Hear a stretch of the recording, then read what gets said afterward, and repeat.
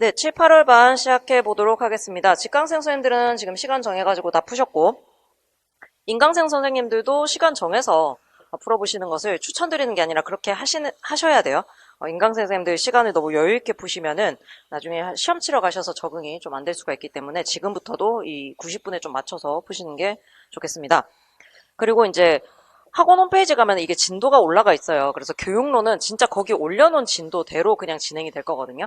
문학은 약간 변수가 생길 수도는 있어요. 근데 교육로는 거기에서 변수가 생길 만한 게 없기 때문에 선생님들 거기 들어가셔서 진도 확인하셔서 미리 공부를 하고 오셔가지고 들으시는 것을 추천드립니다. 왜냐면 7, 8월이 이제 마지막으로 이론을 좀 다지면서 갈 수 있는 시기라고 생각을 해요.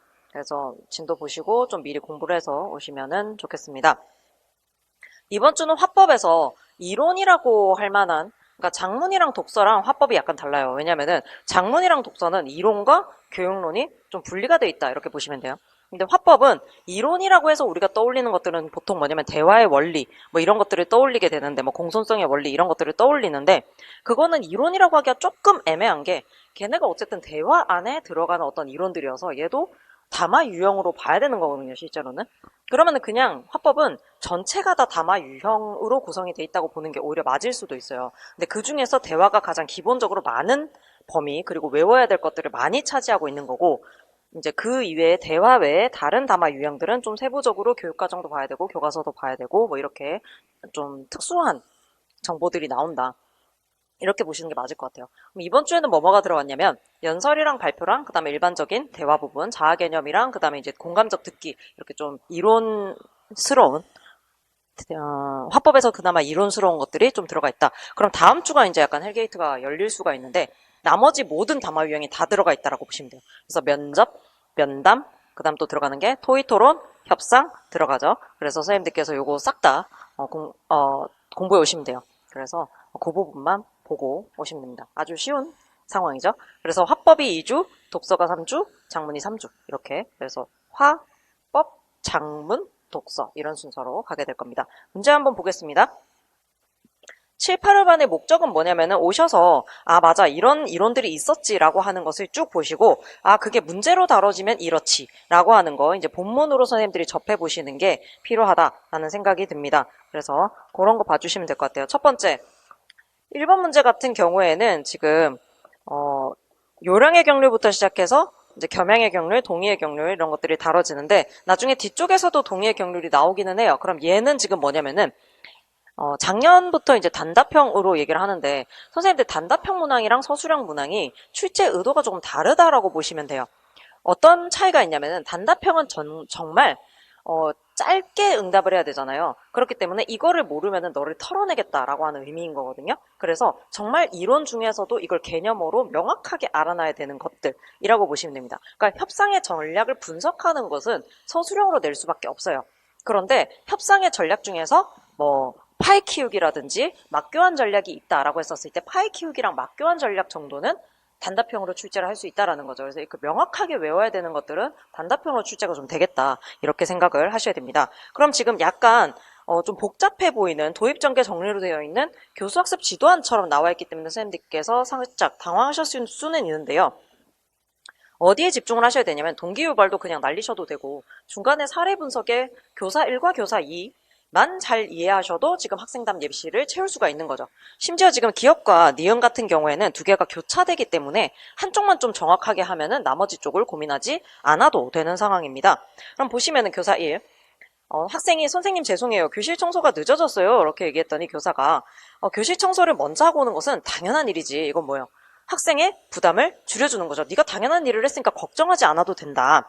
자신이 맡은 일을 다 하고 왔으니 오히려 상담에 더 집중을 잘할 수 있을 것 같구나. 이것은 이제 너에게 이익이 더 있을 것 같다. 이런 얘기를 해주는 거죠. 그래서 이렇게 분석을 하시면 될 것 같고요. 그러면은 이건 뭐냐면 상대방의 입장을 고려를 해준 거예요. 상대방의 부담을 줄여주거나 이익을 높여주는 거죠. 근데 똑같은 상황임에도 불구하고 이렇게 얘기를 할 수도 있다라는 거예요. 그렇지 않아도 교실 청소를 해야 하는 시간인데 선생님이 먼저 시간을 조정하자고 했어야 하지 않을까 하고 걱정하고 있었단다. 지금 이런 문제를 일으킨 게 누구다? 나다. 너한테 먼저 얘기를 해줬어야 됐는데 내가 그러지를 못했네. 청소는 잘 끝내고 왔니? 이렇게 물어보는 거죠. 그러니까 지금 자기가 뭔가 잘못을 했기 때문에 이런 문제가 일어났어요 라고 얘기를 할 수도 있다는 거예요. 그럼 이제 자신의 무엇을 줄이고 이익을 줄이고 자신의 무엇을 높이는 부담을 높이고 있다라는 거죠. 그럼 이제 디귿이랑 리을을 잘 넣을 수 있느냐라고 하는 건데, 요거 이제 외우고 있는 방식은 저는 이제 요상관, 그죠? 찬양 이렇게 외우는데 요상관인 거예요. 왜 이렇게 세 글자로 외우냐면은 상대방이 뭐랑 연결이 되냐는 거죠. 그럼 요령의 경률이랑 상대방이 연결이 된다는 거예요. 그러면 지금 기역과 리을 중에서 디귿과 리을 중에서 어디에 요령이 들어가야 된다. 디귿에 들어가고 나머지 하나를 관이니까 관용을 리을에다 써주시면 되는 거죠. 그래서 요거를 잘 외우고 있으셔야 되는데 이게 학생들 내신에서도 내면 애들이 엄청 많이 틀려요. 그렇다라는 얘기는 선생님들은 내가 학생들보다 그래도 엄청나게 뛰어나겠지 이렇게 생각하시지만 발령 받아보시면은 저랑 얘네랑 차이가 그렇게 크지 않다. 내가 전교 1등이라면 얘네가 한 전교 50 몇 등 이런 느낌이거든요. 선생님들도 잘 틀릴 수 있다는 거예요. 그래서 요 4개의 경률 있죠. 그거를 잘 외워두시고 여기에 마지막으로 들어가는 게 동의의 경률이죠. 그래서 이렇게 5가지 정확하게 외워두시자라고 하는 의미에서 넣어봤습니다. 선생님들 여기에서 참고로 하실 만한 것은 첫 번째, 공손성의 원리를 다시 한번 복습을 해야 되겠다. 정확하게 외워야 되겠다. 그다음 두 번째, 공손성의 원리가 응용형으로 나오게 되면은 이렇게 사례랑 같이 제시가 되는구나. 그러면 내가 사례 분석을 꼼꼼히 해야 되겠다라고 하는 거 생각하시면 되겠습니다. 자, 그다음 2번 볼게요. 다음을 읽고 기억에 들어갈 적절한 말을 쓰고 A와 B에 해당하는 비언어적 의사소통의 기능을 순서대로 쓰시오. 이렇게 되어 있습니다. 비언어는 항상 나오고 있기 때문에 이게 우리 시험 같은 경우에는 작년에 출제가 됐으면 올해는 출제가 안 된다 이렇게 보는 경향이 높아요. 왜냐면 낼 게 너무나 많기 때문에. 그런데 아주 중요하다라고 한다면은 매년 출제를 할 수도 있다. 그 대표적인 게 뭐냐면 작문 이론 같은 경우에는 매년 나와도 매년 출제가 거의 되고 있는 상황이거든요. 그래서 아주 중요하다라고 생각하는 부분은 꼭 복습을 하셔야 됩니다. 비언어적 의사소통도 굉장히 중요한 부분 중에 하나인데요. 보시면은 비언어적 의사소통이란 담화에서 언어적 의사소통, 즉 음성 언어를 통한 의사소통 이외의 모든 의사소통을 지칭한다. 미국의 사회학자 메러비안이 조사한 바에 의하면 메시지 전달에서 말이 차지하는 비중이 7%, 목소리 등이 차지하는 비중이 38%, 비언어적인 태도가 차지하는 비중이 55%에 달한다고 한다. 비언어적 의사소통의 유형에는 눈빛, 얼굴 표정, 제스처, 자세, 의상 등이 있다. 이 중 제스처는 똑같은 제스처라도 미국인들은 오케이의 의미로 사용하는 사인을 일본에서는 돈의 의미로, 프랑스에서는 별 볼 일 없음의 의미로 사용한다. 자, 선생님들께서 출제자의 의도를 조금 파악을 해보시자면은 거기에 지금 여러 개의 국가가 나오고 있다라는 거죠. 요거를 고려해서 지금 기억 부분이 들어가 줘야 되는 거예요. 그럼 여러 개의 국가이기 때문에 거기다가 지역적이라고 쓰고 싶으시겠지만 보통은 우리가 뭐라고 한다? 사회문화적이라고 하기 때문에 사회문화적 쓰시거나 아니면 문화적 쓰시거나 사회적 쓰시거나 셋 중에 하나로 선생님들께서 답안을 도출해 주시면 되겠습니다. 그래서 이게 비언어적인 의사소통을 지도할 때 유의해야 되는 점 중에 하나가 이게 들어가요. 뭐냐면은 문화적 민감성을 가르쳐야 된다. 그래서 이런 부분 지도 방안도 선생님들께서 꼭 기억을 해주셔야 되겠습니다. 비언어적 의사소통의 메시지의 의미는 언어적 의사소통의 메시지의 의미와 관련하여 보강, 모순, 반복, 대체, 강조, 화맥 조절 등의 기능을 한다. 그래서 우리 최근에 이제 출제된 것은 비언어적 의사소통과 언어적 의사소통이 상충할 때 무엇을 더 신뢰할 것이냐, 그리고 그 이유가 뭐냐라고 했었을 때 비언어적인 의사소통이 무의식과 관련이 되어 있기 때문에 그것을 훨씬 더 신뢰한다. 이거를 이제 썼었죠. 그럼 밑에 보겠습니다. 선생님 저 고민이 있어요. 했더니 교사가 그래 민수가 고민이 있구나 말해보렴 했더니 네 이번 모의고사에서 성적이 많이 떨어져서 어떻게 해야 할지 모르겠어요. 했더니 잠시 뜸을 들인 뒤 그런데 사실 정말 중요한 문제는요. 그럼 얘가 휴지를 줬다는 거죠. 휴지를 왜 준 거예요? 지금 내가 앞에 한 얘기가 사실은 그렇게까지 중요하지가 않고 잠깐 휴지를 줬다가 그런데 이게 더 중요한데요 선생님 이렇게 얘기를 하려고 하는 거죠. 그래서 강조의 역할을 하고 있다라고 보셔야 되고요. 요게 스쳐 지나가기 쉬운 부분이라서 제가 7, 8월에 출제를 해요. 개론서에 나와 있는 부분이거든요. 어떤 이 휴지를 줄 경우에는 뒤에 나온 내용이 더 중요하다고 하는 의미가 들어간다. 요게 나와 있고요. 그 다음에 B, 교사가 핸드폰 메시지를 확인한 뒤 가방을 챙기면서 계속 말해보렴. 근데 뭘 눈치챌 수 있겠어요? 선생님 지금 약간 칼퇴 시간이 다가오셨군. 이런 생각이 들겠죠. 그러니까 지금 모순된다라고 볼 수가 있죠. 그래서 그 부분만 써주시면 되겠습니다. 그러면 이제 해설지 1페이지에 보시면은 요거는 이제 내용 넣어놨는데요. 보시면은 거기 강조 부분 볼게요.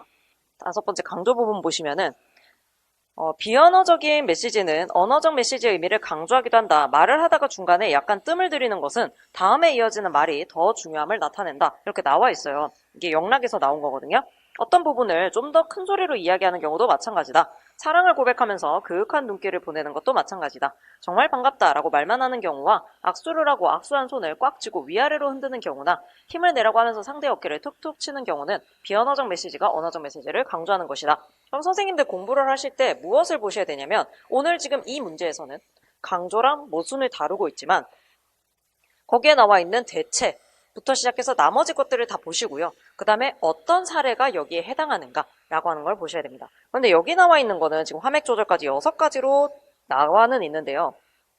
이게 사회평론에서는 3가지로 바뀌어 있어요. 그래서 선생님들께서 꼭 기억하셔야 될 것은 모순과 대체와 보강이랑 강조가 사실 거의 비슷하거든요. 그래서 강조 이렇게 3가지만 기억을 제대로 해주셔도 될 것 같아요. 그래서 만약에 하나만 더 더하자라고 한다면 화맥 조절 정도? 이 정도만 해주시면 되지 않나라는 생각이 드는데 화맥 조절은 비언어적인 의사소통이랑 해서 출제를 하기는 어렵다라는 생각이 듭니다. 왜냐면 화맥 조절은 어디랑 훨씬 더 연관이 많냐면은 공감적 듣기랑 훨씬 더 연결이 많이 돼요. 그럼 비언어적인 의사소통을 출제를 하겠다라고 한다면은 그 기능에 있어서는 강조, 대체, 모순 이거 3개 중에 하나로 내가 도출을 하겠다라고 생각을 해주시면 되겠습니다. 자, 그다음 이제 3번 문제는 공감적 듣기와 관련된 부분인데 이 나전달법이 또 출제가 많이 안 됐어요. 많이 안 됐는데 기출문제에서 언급이 된 적은 있거든요. 언급이 된 적은 있고 교육과정에 남아 있었고요. 그런 상황이라서 한번 보기는 해야 되겠다. 근데 이게 나전달법 원래는 iMessage라고 이야기를 했었는데 이게 비폭력대화법이라고 사회평론에서 언급을 하고 있어요. 그래서 2개의 명칭을 다 알아두셔야 될 것 같습니다.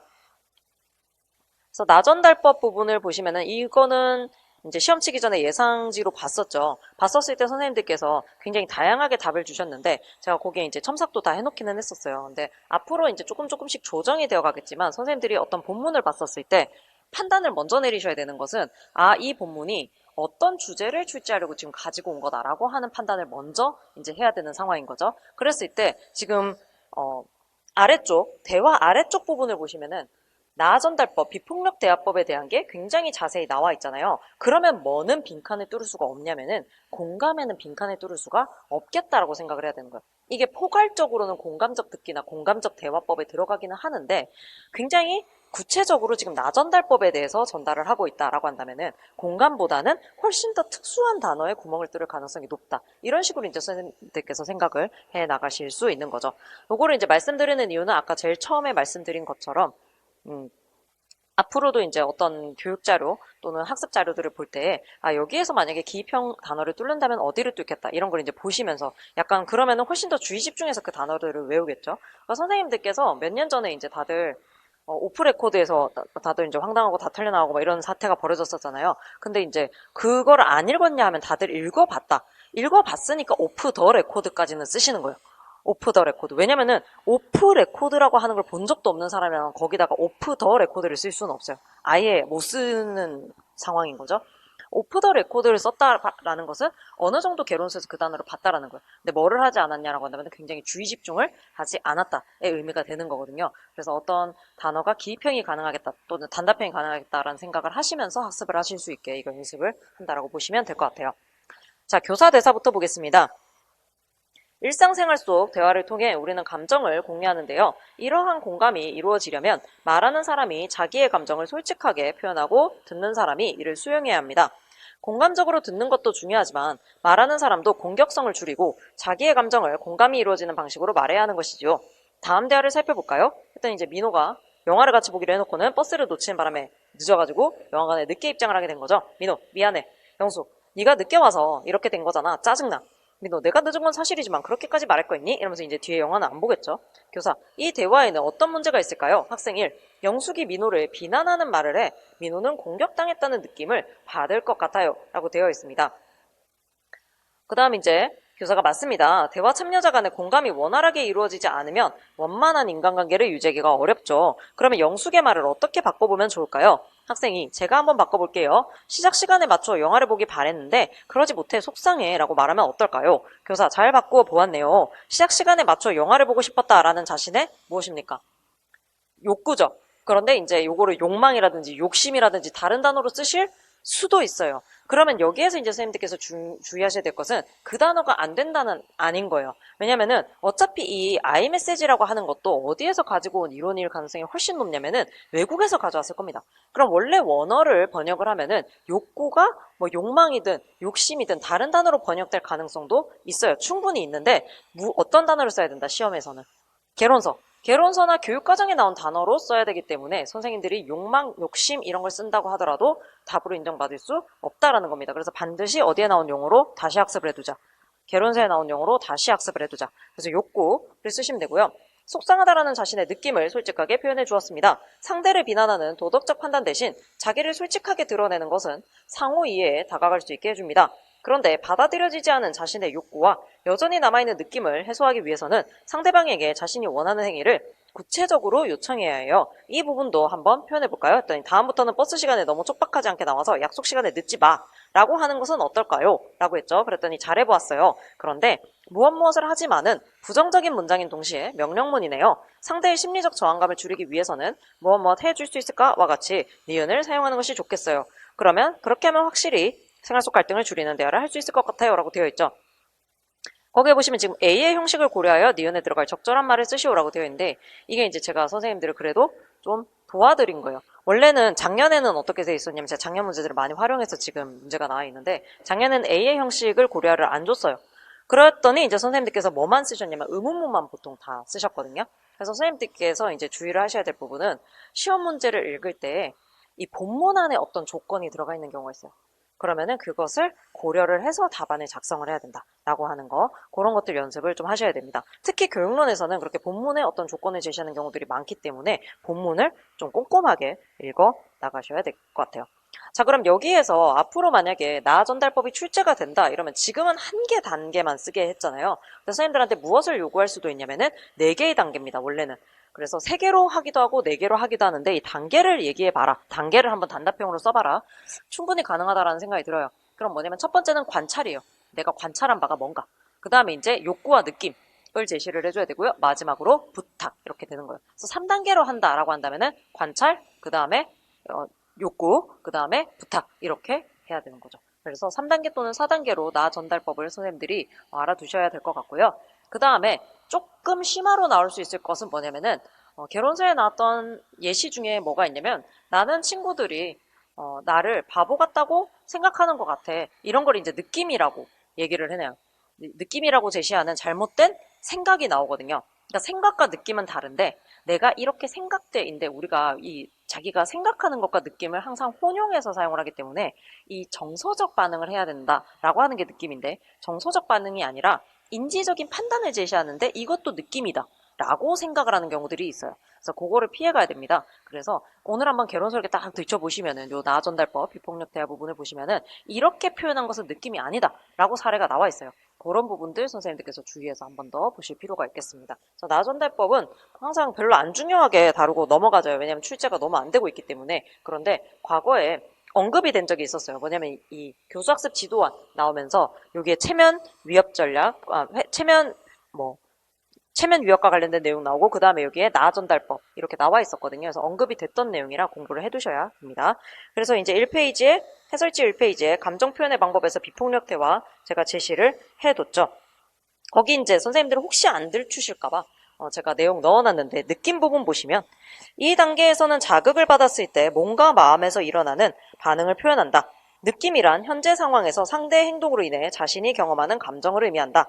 느낌과 구별할 것은 무엇이다? 생각이다. 예를 들면 친구들과 함께 있을 때 나는 투명 인간처럼 느껴져 라는 말은 느낌이 아니라 생각을 말한 것이다.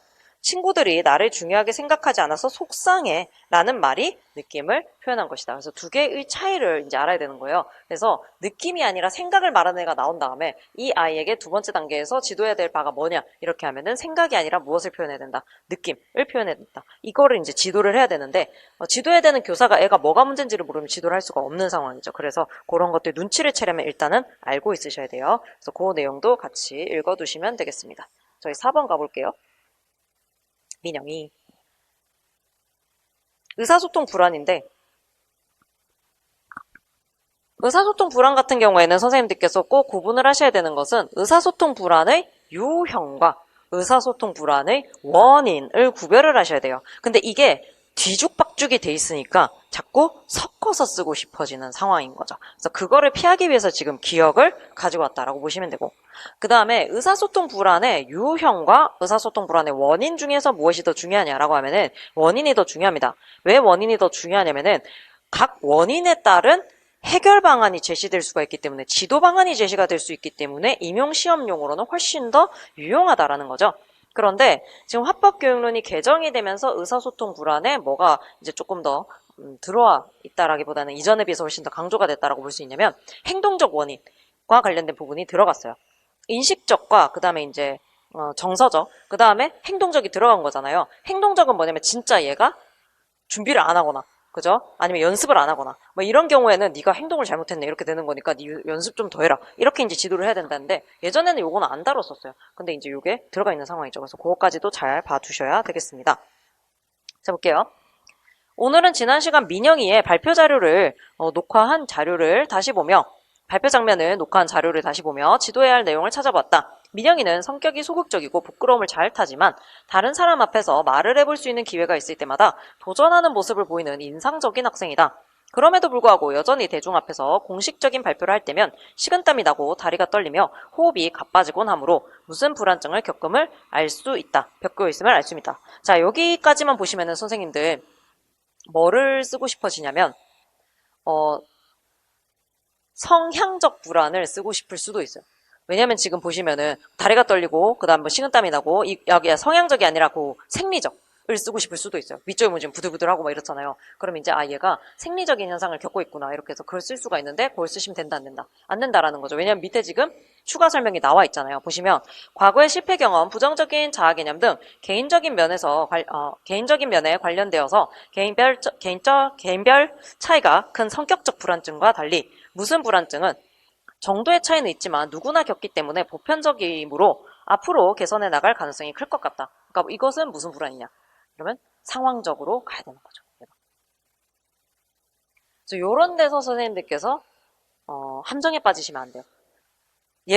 어떤 예를 들 수 있냐면, 몇 년 전에 이제 기출문제 나왔을 때 선생님들께서 그 기억 부분을 채워야 되는데 기억 부분의 답이 그 아래줄에 나와 있었어요. 그래서 그 단어를 쓰면은 절대 안 되는 상황이었는데 딱 기억을 그 단어로 채우고 넘어가는 경우가 있었거든요.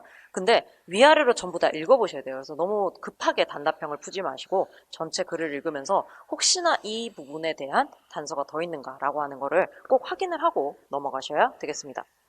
두 번째 문단 보시면, 이전까지는 민영이에게 불안 대신 이완을 느끼도록 점진적으로 유도하는 방법을 사용해왔지만 큰 효과가 없어서 앞으로는 두려워하는 말하기 상황을 직접적으로 상상하게 하는 무엇을 적용해서 지도해볼 예정이다.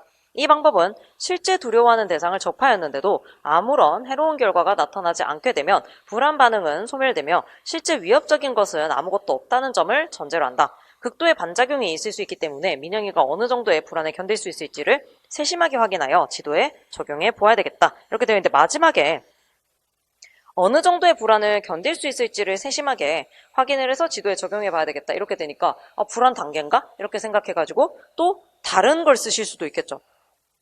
그죠? 지금 답은 실제 상황 노출법인데 선생님들께서 다른 해결 방안을 쓰실 수도 있다는 생각이 들어요. 뭘 쓰실 수 있겠어요? 체계적 둔감 완화, 아니면 뭐 긴장 이완 훈련이라든지 이런 걸 쓸 수도 있는 거예요. 근데 앞뒤 맥락을 다 보시고 그 다음에 핵심 파트를 생각을 해야 돼요. 자, 체계적 둔감화랑 실제 상황 노출법은 학생한테 무언가를 떠올리게 한다라고 하는 측면에서는 유사해 볼 수도 있습니다. 그런데 체계적 둔감화는 무엇을 떠올리게 해요? 네, 이완된 상태를 떠올려보게 하는 반면에 실제 상황 노출법은 무엇을 떠올리게 한다? 실제로는 큰 문제가 일어나지 않는다라고 하는 것을 떠올려보게 하는 거예요.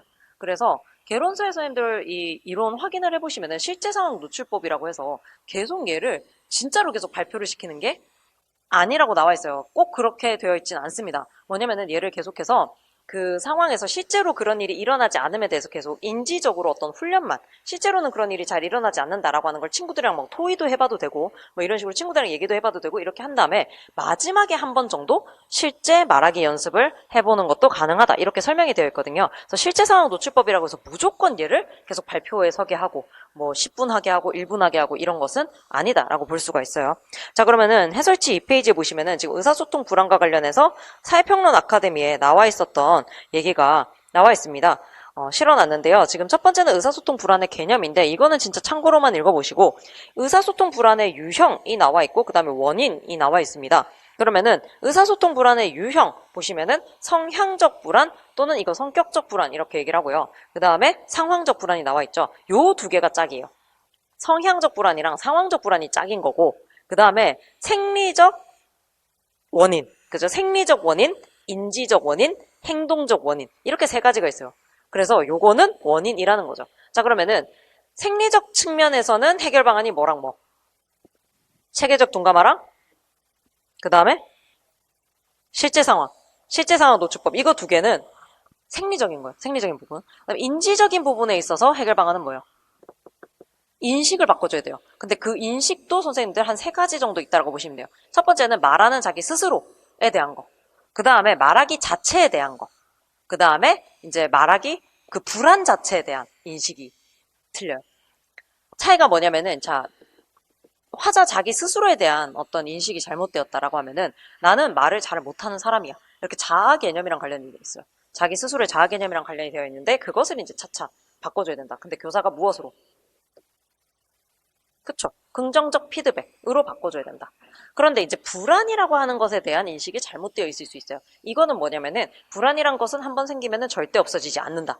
불안이라고 하는 것은 병 같은 거다, 이런 식으로 잘못 인식을 하고 있을 경우에 불안은 너무 자연스러운 것이고 버티다 보면 언젠간 없어진다, 뭐 이런 거 이 식으로 가르쳐줘야 된다라는 거죠. 그다음 세 번째는 말하기 자체에 대한 인식이 별로 안 좋을 수 있다는 겁니다. 말하기는 해봤자 안 좋은 거다, 내가 말만 하면은 별로 좋은 일이 안 일어났다, 뭐 이런 식으로 인식을 하고 있다면은 말하기는 어떤 측면에서 중요하고 필요하다, 이런 식으로 인식을 바꿔줘야 되는 거예요. 그래서 인식적인 부분에 있어서는 아마 토론이나 이런 것들이 훨씬 도움이 됩니다. 언어적으로 논파를 해주는 것이 훨씬 더 도움이 되죠.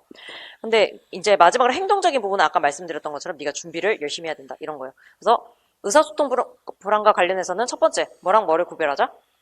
유형과 원인을 구별하자. 그 다음에 이제 두 번째, 원인에 적합한 해결 방안을 반드시 기억해 두자. 근데 요때 해결 방안으로 출제가 항상 잘 되는 것은 체계적 둔감화와 실제 상황 노출법입니다. 그래서 이제는 요거 용어만 물어보는 수준은 벗어나야 돼요. 벗어나서 이거 두 개의 차이를 정확하게 선생님께서 파악을 해두셔야 되기 때문에 오늘 복습을 그 지점에 초점을 맞춰서 해주시기 바랍니다. 자, 그 다음 이제 5번. 지금부터 서술형이 시작이네요.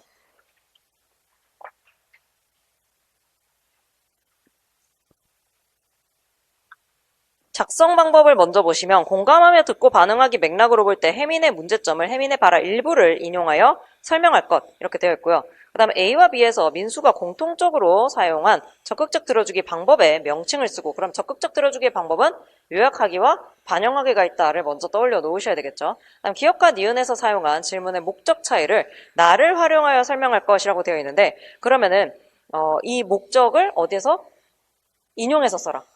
나에서 인용해서 써라 라는 얘기가 됩니다. 자, 그럼 애들 대화 한번 볼게요. 민수: 환갑 넘으신 할머니께서 강사로 나오시고 오늘 특강은 참 특별했어. 혜민: 맞아, 나도 오늘 특강 정말 좋았어. 할머니께서 20년 동안 꾸준히 공부해서 결국엔 대학에 다니셨단 게 놀라웠어. 민수: 나도 천천히 갔지만 포기하지는 않았다 라는 할머니의 말씀이 무척 인상적이었어. 혜민: 병찬아, 너도 좋았어? 했더니 병찬이가: 글쎄, 나는 그렇게 썩 좋았다는 생각이 들지는 않았어. 그때는 혜민이: 응? 왜 그렇게 생각해? 이렇게 한 거죠. 자, 응? 왜 그렇게 생각해? 이건 뭐겠어요?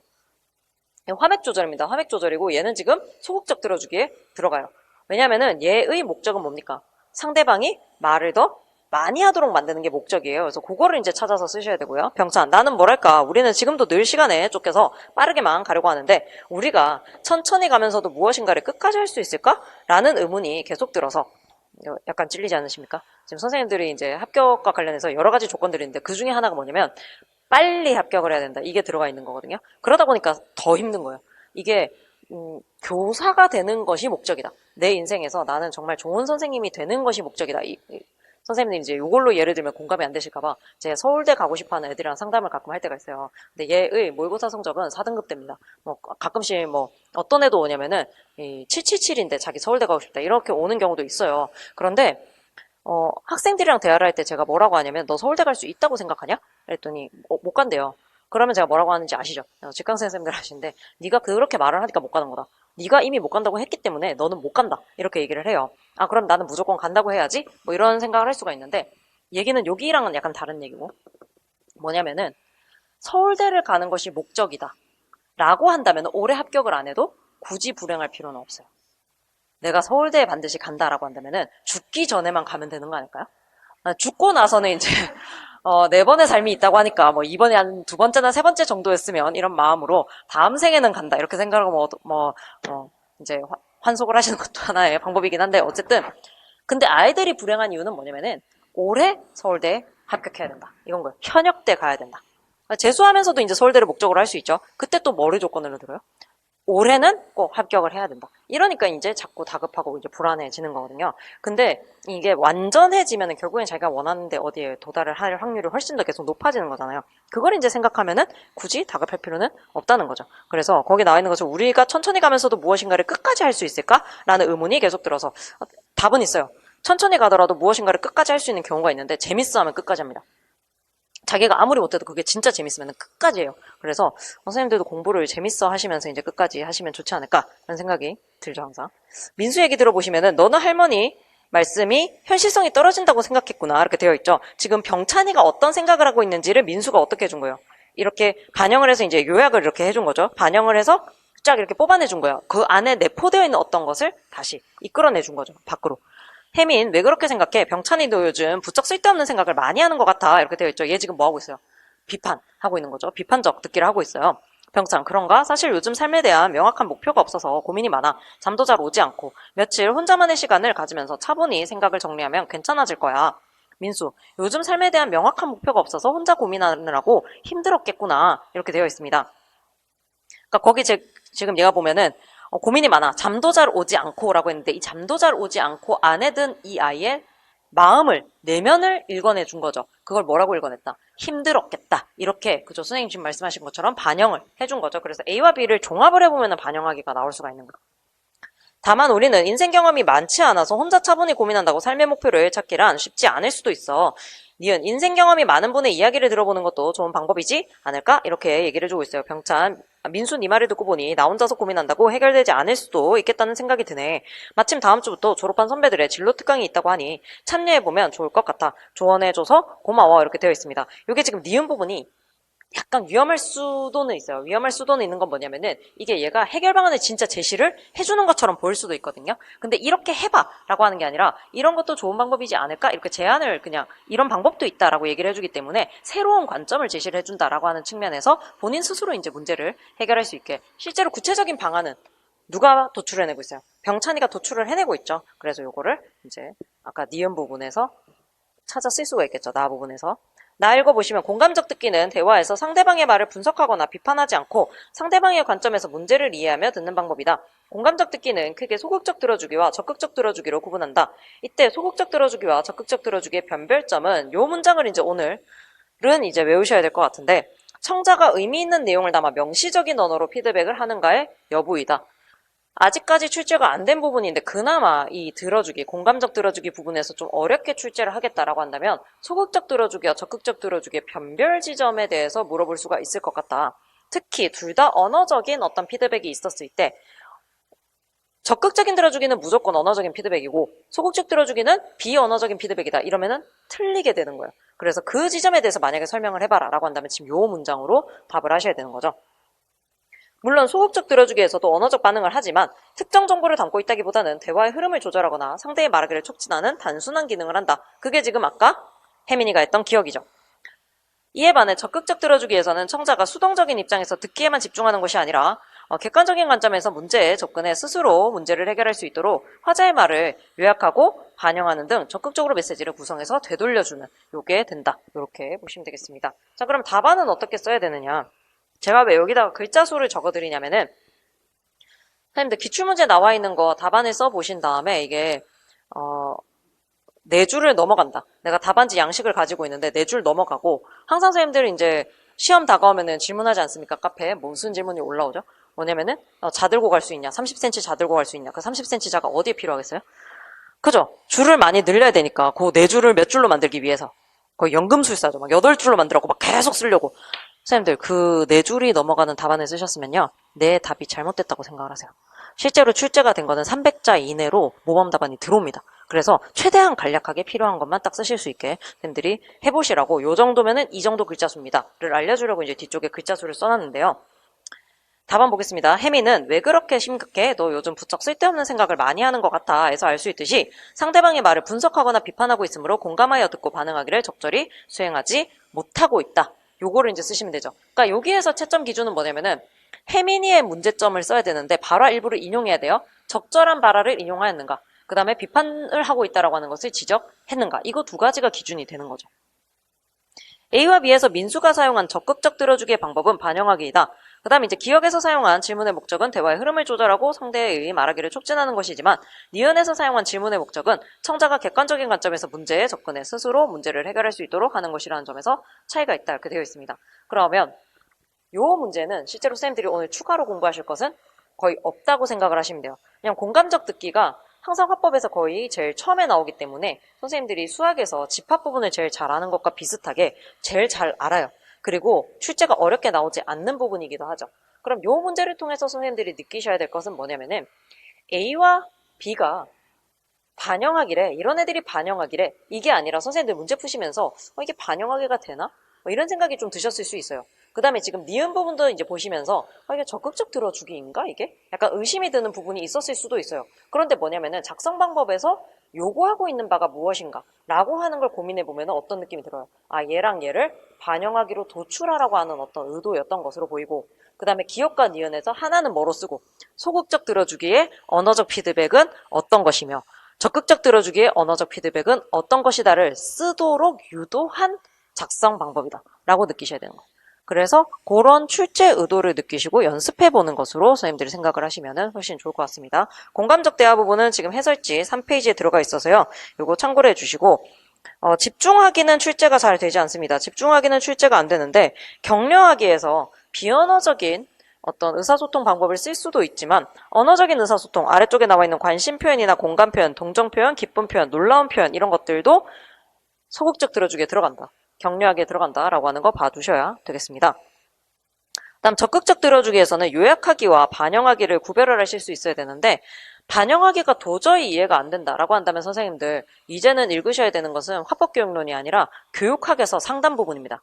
교육학 상단 부분에서 뭐가 나와요? 반영하기가 나오죠. 반영하기가 나왔을 때, 아, 이런 예시를 반영하기라고 하는구나 라고 거기서 이제 상담학적으로 조금 더 깊이 있게 보시는 게 훨씬 도움이 돼요. 그래서 지금 6개월 동안 공부를 했는데도 반영하기가 아직도 나는 구분이 안 된다 이러면 이제 어디를 보자? 교육학의 상담학 파트에서 반영하기를 보셔야 될 상황입니다. 놀리는 게 아니라 진심이에요, 선생님. 4페이지 보시면은 해설지 4페이지요. 해설지 4페이지 보시면은 공감적 듣기와 관련된 것들 문제를 좀 실어놨어요. 그래서 그것들 저는 이제 참고로 해주시고, 뒤쪽에는 이제 자아 개념이 들어가 있긴 한데 그거 참고로만 봐주시면 될 것 같습니다. 이런 식으로 학생들이 대화를 하는 부분이 쭉 나와요. 이거는 왜 여기다가 실어놨냐면은 지금 6번이 자아 개념이거든요. 그래서 요 4페이지에 내용적으로 연결이 되는 기출문제들 같이 실어놓은 상황이라 두 개를 왔다 갔다 하면서 보시면 됩니다. 6번 볼게요. 6번. 시험지 6번. 자아 개념. 지금 6번, 7번 일부러 이렇게 붙여놨어요. 두 개를 일부러 붙여서 자아 개념이랑 자아 노출이랑 관련된 거를 요 페이지에서 다 보시자고 해놓은 거고요. 그 다음에 시험지를 단면으로 선생님들이 인쇄를 해드린 이유는 선생님들 여기서 나온 문제들을 이렇게 쭉쭉 오려가지고 자기 이제 공부하고 있는 그런 노트들 있죠. 거기에 붙이실 거면은 거기 딱딱 붙여가지고 나중에, 그러니까 제 문제가 뭐 다 퀄리티가 좋겠습니까? 근데 얘는 진짜 괜찮다, 얘는 다음에도 봐야 되겠다 하는 거는 딱 오리셔가지고 그 노트 위에다가 붙여놓으세요. 그런 다음에 복습을 할 때 활용하시라고 지금 단면으로 다 인쇄해서 드렸어요. 자, 6번 보시면 자아 개념에 대한 거고 7번은 자아 노출에 대한 겁니다. 두 개를 합치면 자아 개념과 자아 노출이죠. 자, 자아 개념과 관련해서 선생님들께서 고민을 하셔야 될 것은 첫 번째, 자아 개념의 유형입니다. 자아 개념의 유형. 그래서 개인적, 그죠? 개인적 자아와 사회적 자아. 이렇게 두 개로 쪼개서 이제 보시는데요. 여기서 멈추시면은 이제 좀 부족하다라는 거예요. 왜냐면 이제 이 자아를 또 이제 구분을 해 나가잖아요. 뭐냐면은 이 층위로 해가지고 표면층, 그다음 외면층, 내면층, 중심층 이렇게 나뉘어 갈 수도 있는 거예요. 그래서 사회적 침투 이론을 고려를 한다면은 이게 개인적 자아와 사회적 자아로만 이제 우리가 파악을 해서는 된다 안 된다 안 된다 이기 때문에 요거까지 올해는 보셔야 될 것 같다 이런 생각이 듭니다. 그리고 사회적 침투 이론이 쌤들 이제 임용 시험에 출제가 되는 것들은 다 어떤 의의가 있어서 출제가 된다라고 보시면 돼요. 이게 이제 좀 중요하고 앞으로 좀 활용될 수 있을 것 같고 이래서 출제가 되는 건데 사회적 침투 이론은 어떤 측면에서 도움이 됐어요?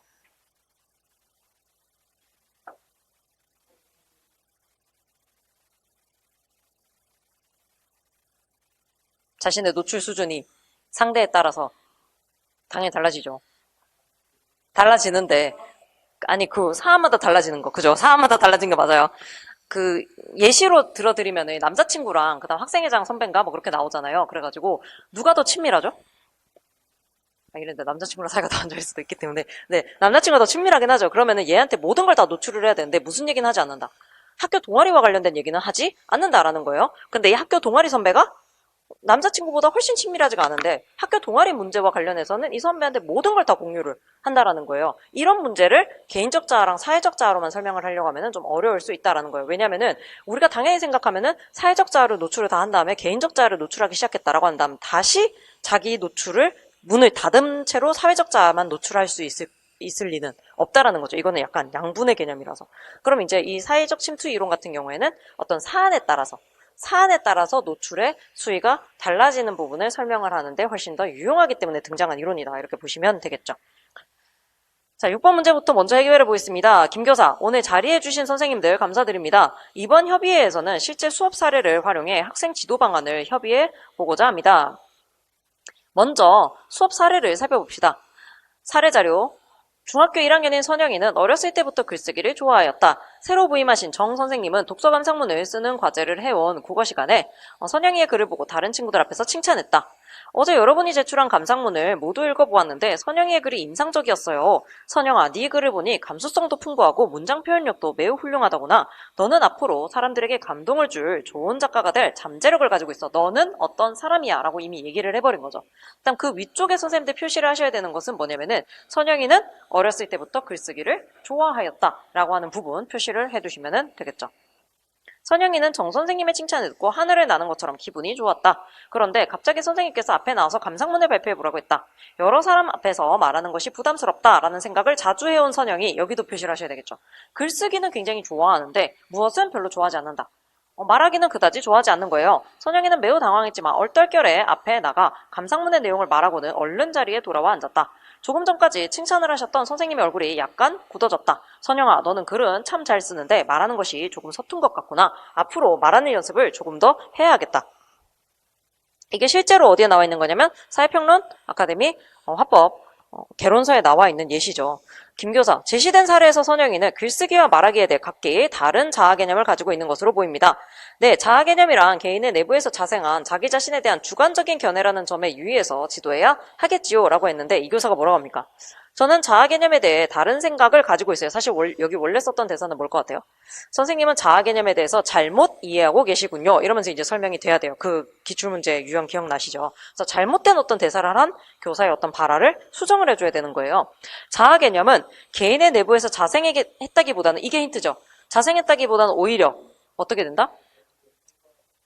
외부의 평가에 영향을 받고 그러니까 여기다가 니은에다가 제일 쉽게 쓰면 어떻게 되냐면은 개인의 내부에서 자생했다기보다는 오히려 후천적이라고 봐야 되지 않을까 이렇게 쓰면은 틀렸다고 하기도 애매하고 맞다고 하기도 애매한 답안을 쓰게 되는 거죠. 맞습니까? 두 가지를 다 써야 된다고 생각하는데 첫 번째는 후천적인 게 맞아요. 학습에 의해서 길러진 거고 그다음 두 번째는 누구에 의해서 영향을 받아서 타인의 어떤 피드백, 타인의 반응에 영향을 받아서 만들어진 후천적인 어떤 성격이다 라고 보셔야 되는 거죠. 요 두 가지를 다 기억을 해주셔야 돼요. 그래서 선생님들께서 자아 개념에 대해서 정의를 내리실 수 있어야 된다. 자아 개념을 써봐라. 정의를 써봐라 라고 했을 때 써봐야 된다. 설마 그런 걸 낼까요? 라고 생각이 드실 수 있는데 타당성을 설명해 보라고 타당성과 그 다음에 공정성의 뜻을 써봐라 라고 이미 출제가 된 적이 있어서 이런 개념어들은 선생님들께서 정의를 내리실 수가 있어야 됩니다. 김교사, 저도 이 선생님의 말씀에 동의합니다. 그렇기 때문에 자아 개념은 다른 사람, 특히 중요한 타인이라고 할 수 있는 교사의 피드백이 무엇보다 중요할 수밖에 없습니다. 두 분의 말씀을 듣고 보니 제가 그동안 자아 개념에 대해 잘못 이해하고 있었던 것 같군요. 네, 그래서 사례 속의 정 선생님에게도 학생 지도 방법의 변화가 필요할 것 같다는 생각이 들어요. 이 교사가 저도 그렇게 생각해요. 특히 A와 같이 자아 개념을 규정하는 말을 할 때에는 특별히 조심할 필요가 있습니다. 또 부정적인 피드백을 할 때에도 주의가 필요해요. 작년에 이 문제 이제 비슷한 문제 나왔을 때 부정적인 피드백을 할 때도 주의가 필요해요. 그랬더니 선생님 한 분이 쓰신 답안이 부정적인 피드백을 하지 않는다라고 이제 써주셨는데 그게 답이 아닙니다. 선생님들 이제 학교 가시면 아이들한테 부정적인 피드백을 하지 않고서는 화병이 나서 죽으실 수가 있어요. 진심으로. 그러면 이제 부정적인 피드백을 해야 돼요. 그럼 주의할 점은 뭐냐? 반드시 끝은 뭐로 내라? 긍정적인 것으로 끝을 내야 돼요. 그렇기 때문에 부정적인 피드백을 했을 경우에도 앞으로의 발전 가능성이라든지 발전할 수 있는 방향과 같은 긍정적인 대안을 제시해줘야 된다. 이것도 맞고요. 그 다음에 또 다른 방법은 뭐가 있어요? 샌드위치식으로, 그죠? 샌드위치식으로 해라. 그래서 시작할 때에도 아이에게 긍정적인 얘기를 먼저 해서 나에게 우호적으로 만든 다음에 그 다음에 부정적인 피드백을 가운데 끼우고 그 다음에 이 기억이 오래가지 않도록 긍정적인 발전상을 얘기해 주는 것을 샌드위치식 발언이라고 합니다. 그래서 이런 식으로 아이에게 피드백을 해줘야 된다라고 써주시면 되겠죠. 정말 좋은 의견입니다. 해서 이제 쭉 나와 있고 끝이네요. 그러면은 작성 방법, 사례 자료를 참고하여 기억에 대해 분석한 결과를 제시하고 니은의 적절한 자아 개념의 특성을 쓸 것이라고 되어 있습니다. 자, 그러면은 글쓰기에 대해서는 긍정적 자아 개념을 가지고 있고 그 다음에 말하기에 대해서는 부정적인 자아 개념을 가지고 있다. 이렇게 쓰시면 되겠죠. 그리고 이를 통해서 알 수 있는 자아 개념의 특성은 뭡니까? 타인의 평가에 의해서 영향을 받아서 형성된다. 여기에서 이제 고려할 거는 선생님 말씀도 맞고 여기에서 이제 조금 더 고려해야 될 것은 뭐냐면은 그 내용 완전히 다 나와 있는 건 아니에요. 근데 긍정적 자아 개념, 부정적 자아 개념이 나올 경우에는 무엇을 꼭 고려를 하셔야 되냐면 이 자아 개념이 무엇에 영향을 미치냐면 의사소통 방식에 영향을 미칩니다. 그리고 그래서 이제 긍정적인 자아 개념을 가지고 있는 학생은 긍정적인 의사소통을 하죠. 그 다음에 긍정적인 의사소통을 하기 때문에 타인으로부터 긍정적인 피드백을 받을 수밖에 없습니다. 그런데 그 긍정적인 피드백이 결국에는 긍정적 자아 개념의 발전에 영향을 미친다라는 거죠. 여기에서 이제 알 수 있는 자아 개념과 의사소통의 어떤 관계성, 관계에서 도출할 수 있는 특성은 순환되고 고착된다라고 하는 순환성과 고착성을 선생님들께서 기억을 해 주셔야 되겠습니다. 그렇기 때문에 교사가 어떻게 얘기를 해줘야 된다. 긍정적으로 얘기를 해줘야 된다. 니은의 적절한 내용은 타인에게서 들은 나와 관련된 메시지에 영향을 받아 형성된 것이다.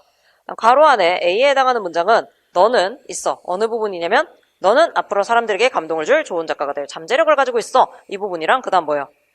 너는 글은 참 잘 쓰는데 말하는 것이 조금 서툰 것 같구나. 너는 이런 사람이구나 라고 얘기를 해주는 데는 주의를 해야 된다라는 거죠.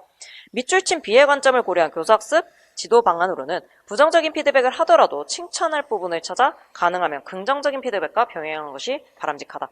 그래서 여기 선생님들께서 보셔야 될 것은 두 가지인 것 같습니다. 부정적인 피드백은 절대 하면 안 된다라고 하는 게 아니다. 반드시 어떻게 개선해 나가야 될 것인가에 대한 내용을 오늘 습득을 하셔야 될 것 같고요. 그 다음 두 번째는 선생님들이 알고 있는 내용을 어떻게 쓸 거냐라고 했었을 때 지금 마지막에 나와 있는 것처럼 부정적인 피드백을 하더라도 칭찬할 부분을 찾아 가능하면 긍정적인 피드백과 병행하는 것이 바람직하다라고 했었을 때 나는 병행이라는 단어는 못 나올 것 같다 이런 생각을 하실 수도 있어요. 그런 단어는 그때 안 떠오른다 하더라도 어떻게 하면 최대한 깔끔하게 답안을 쓸 것인가 라고 하는 것에 참고를 하고 좀 연습을 꾸준히 해보시면 좋을 것 같습니다. 그래서 네. 네네. 쓰셔도 돼요. 만약에 그거를 이제 채점하시는 분들이 모른다 이러면 그런 거 형광펜을 칠하고 출제자분들한테 질문을 하거든요. 이거 샌드위치식이 계속 나오고 이거 쓴 사람이 있는데 이거 맞다고 해줘야 되냐? 이러면 이제 출제자가 그거 맞다고 해줘야 된다 이렇게 답을 하겠죠. 그럼 그게 맞게 돼요. 그래서 걱정하지 마시고 물론 거기 샌드위치식이 아니라 다른 음식류를 넣고 쓰시면 틀리게 되겠죠. 근데 진짜 그게 될 것 같지 않습니까? 내가 샌드위치식을 너무 쓰고 싶어. 근데 가운데 뭐가 끼어 있고 빵이 위아래로 있다라는 측면에서 햄버거식 또는 핫도그식 이렇게 쓰지 않을 자신이 있느냐? 샌드위치식은 그 원래 그 이론 만드신 분이 쓰신 용어일 거예요. 그래서 그게 수용이 되는 거고 거기에 다른 음식류를 넣는다고 되는 게 아니라는 거예요. 그래서 샌드위치식으로 꼭 기억을 해주세요. 외우실 거면. 자, 자아 개념과 관련된 아까 말씀드린 것처럼 관련 기출 몇 페이지에 있고 4페이지에 지금 내용적으로 관련 있는 애들 쭉 들어가 있으니까 이제 참고로 이제 보시면 될 것 같고요. 그 다음에 자아 개념과 관련된 추가 설명은 5페이지에도 실어놨습니다. 그래서 합법교육론이랑 그 다음에 합법교육을 위한 의사소통 이론 부분에 나와 있는 거 쭉 가지고 왔으니까요. 선생님들이 참고로 읽어보시면 되겠습니다. 그래서 만약에 진짜 나 오늘 복습하기가 너무 싫고 이번 주는 그냥 좀 쉬엄쉬엄 가고 싶다 이러시면 추천드릴 만한 것은 뭐냐면은 제가 썼던 예시 답안 있죠. 그걸 그냥 한번 쭉 필사를 해보시면은 그것만으로도 문장 쓰는 방식이라든지 이런 게 익숙해지실 수 있기 때문에 도움이 될 것 같습니다. 자, 7번이 6번에 비해서는 7번이 조금 어렵게 느껴지실 것 같은데요. 그 이유는 사회적 침투 이론이 아직 정착이 안 됐다면 자기 안에서 조금 어렵게 느껴지실 수 있을 것 같습니다. 가는 차시별 수업 계획이며 나는 2차시 수업에 활용한 담화 자료이다. 자기 노출의 차원과 방법에 대해 작성 방법에 따라 서술하시오. 그래서 이제 학습 내용 보시면 자아 개념의 정의와 특성 이야기, 자아 노출의 차원 이야기에서 자아 노출의 차원은 무엇과 무엇으로 쪼개진다.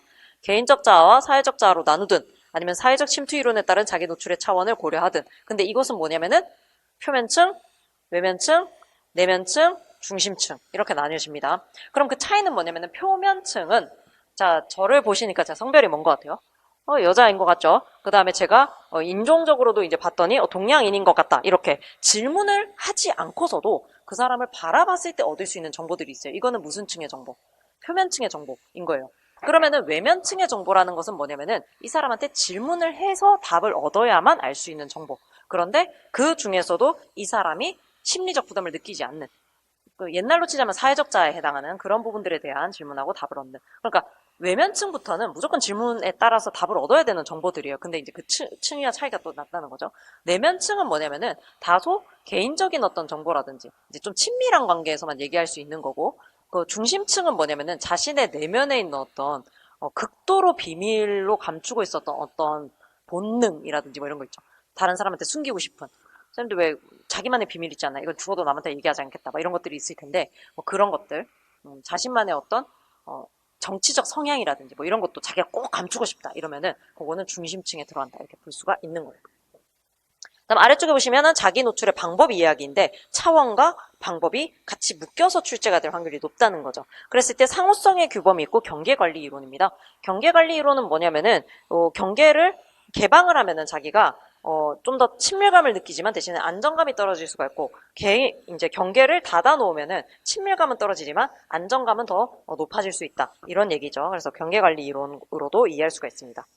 그래서 나를 보시면은 수연 오랜만이네. 혹시나 했었는데 맞지? 이랬더니 누구세요? 나야 나. 초등학교 6학년 때 같은 반이었던 박수연. 맞네 박수연. 그런데 여긴 어쩐 일이야? 근처에 일이 있어서 지나가다가 난 학교 왔다가 집 가는 길이야. 지금은 어디 살아? 이렇게 되어 있죠. 수연 상암동 살고 있지. 대학은 나는 땡땡대에 다니고 있어. 좋은 데 갔네. 나는 네모네모대에 다니고 있지. 너도 공부 잘했겠는데 뭘. 부모님은 건강하시고? 이렇게 물어보는 거죠. 건강과 관련된 이야기를 물었더니 최근에 어머니 건강이 많이 안 좋아지셔서 오늘도 입원하신 병원에 들렀다 가는 길이었어. 자, 선생님들이 이제 이 약간 저만의 어떤 방식이긴 한데 외면층 정보와 내면층 정보를 좀 구분을 할 때 어떤 기준을 쓰느냐라고 했었을 때 소개팅 상대가 물었을 때 대답을 해줘도 될 것 같으면 그거는 외면층 정보일 것 같아요. 근데 소개팅 상대가 물었을 때 이 사람 좀 이상하다라고 생각할 만한 부분이면은 이제 내면층 정보일 것 같아요.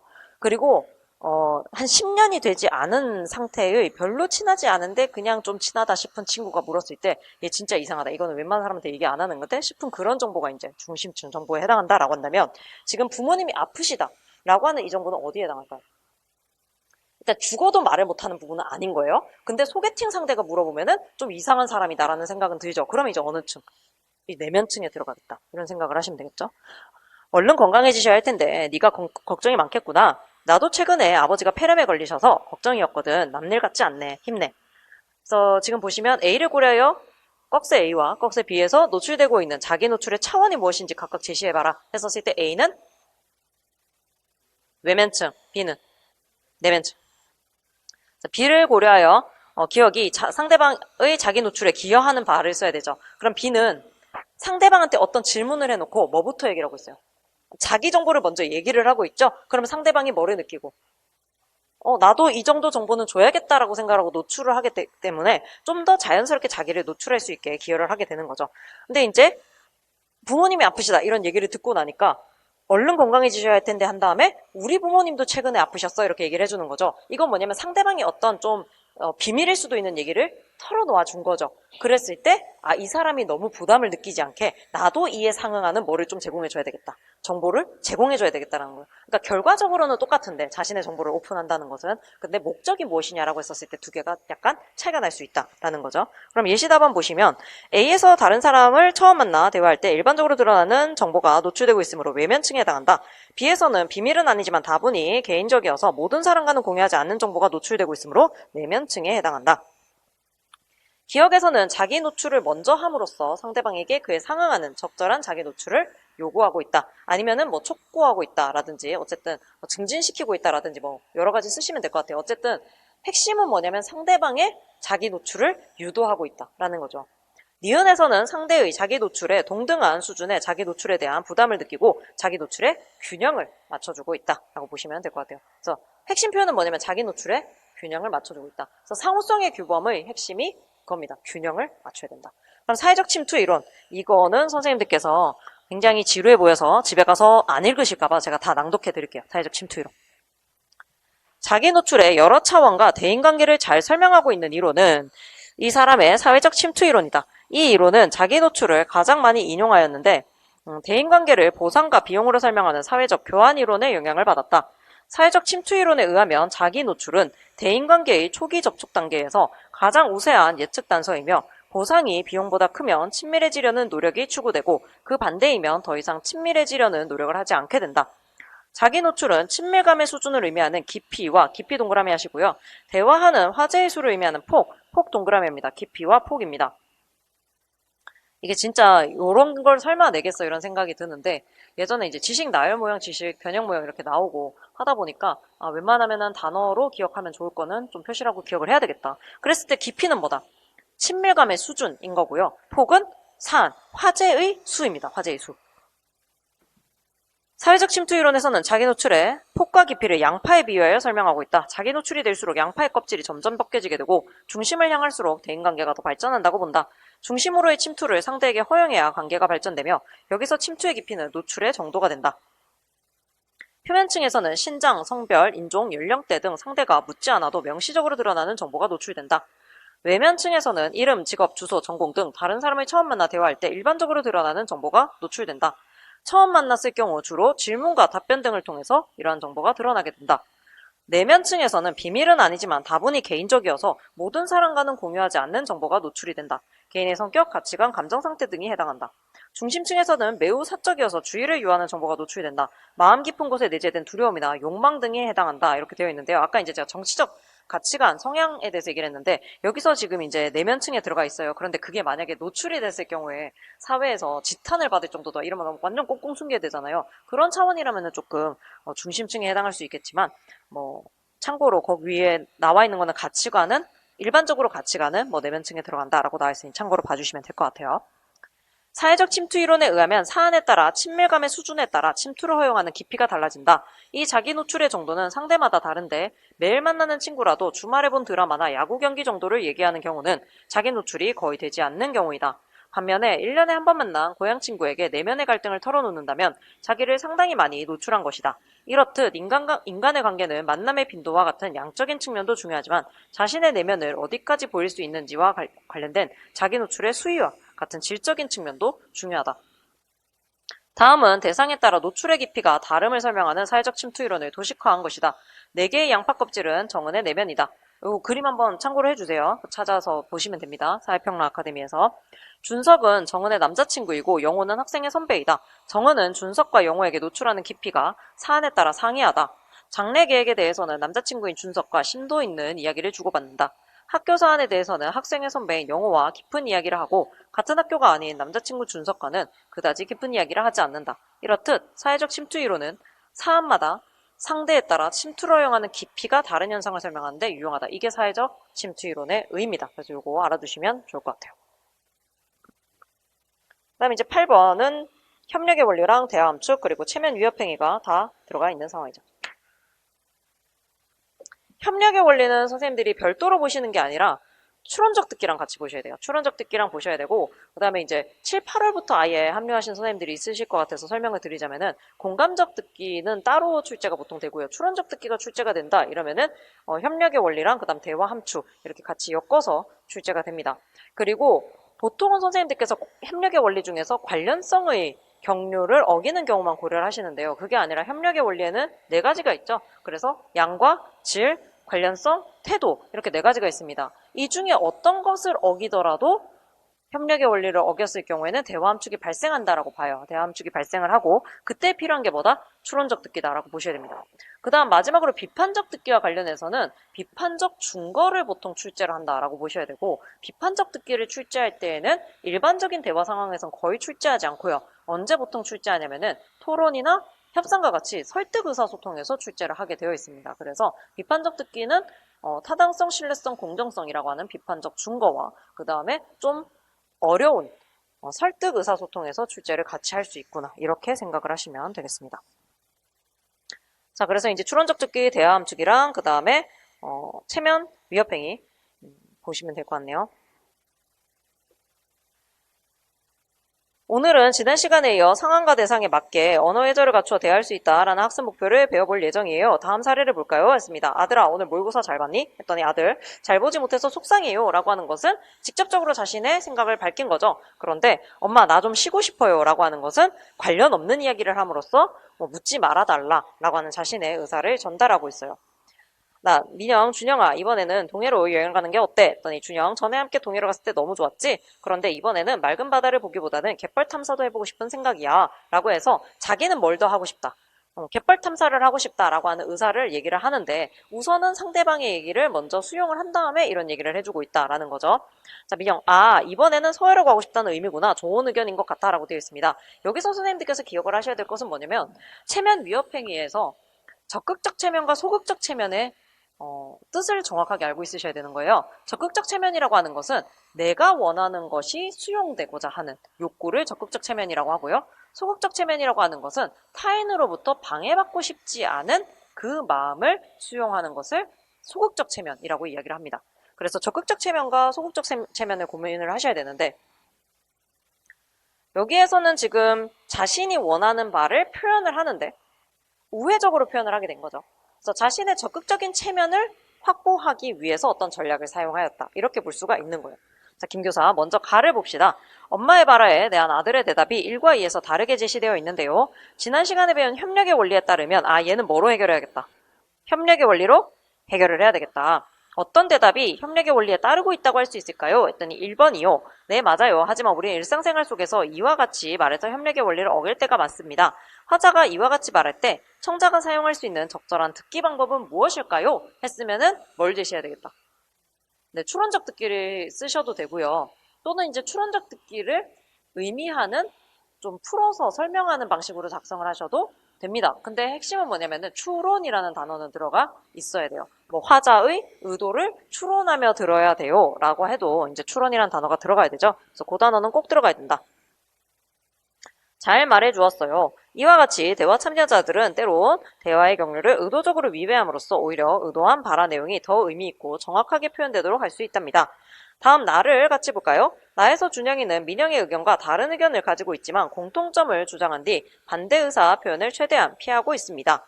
여기에서는 체면 위협 행위를 회피하고 있네요. 이에 대해 설명해 볼까요? 라고 되어 있습니다. 그래서 작성 방법 보시면 기억에는 가의 이에서 지켜지지 않은 협력의 원리를 밝히고 아들이 이와 같이 표현했을 때 엄마에게 필요한 듣기 방법과 이러한 듣기 방법을 일상생활 속 대화에서 사용해야 하는 이유를 서술할 것.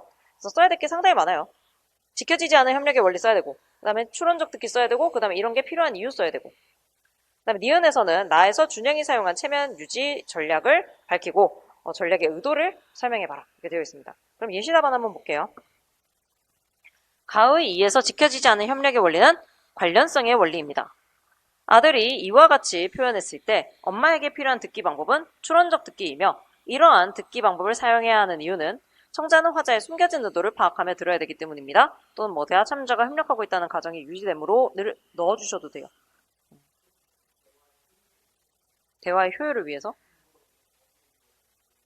대화의 효율을 위해서 일부러 어기는 경우가 있기 때문이다. 그게 항상 적용되지가 않죠. 지금 얘가 효율을 추구한 걸로 보여지지는 않죠, 지금 아들이. 그래서 좀 안전하게 추론적 듣기가 필요한 이유는 거기 나와 있는 것처럼 숨겨진 의도를 파악해야 된다거나 아니면은 뭐 숨겨진 내용이나 숨겨진 의도를 파악해야 된다거나 이렇게 가져가시는 게 조금 더 낫지 않을까. 근데 선생님 뭐라고 쓰셨는지 한번 보기는 볼게요. 답안지 스캔했으니까. 자, 나에서 준영이 사용한 체면 유지 전략은 적극적 예의 전략입니다. 적극적 예의 전략은 상대방에게 자신의 바람을 조금 덜 위협적인 방법으로 전할 때 사용됩니다. 그래서 적극적 예의 전략은 자신이 이제 적극적 체면을 확보하고자 할 때, 그러니까 자기가 수용되고자 하는, 자기가 원하는 바를 요구를 하고자 할 때 그것을 좀 더 우회적으로 표현하는 거예요. 그럼 왜 우회적으로 표현하느냐라고 한다면은 핵심은 어차피 똑같아요.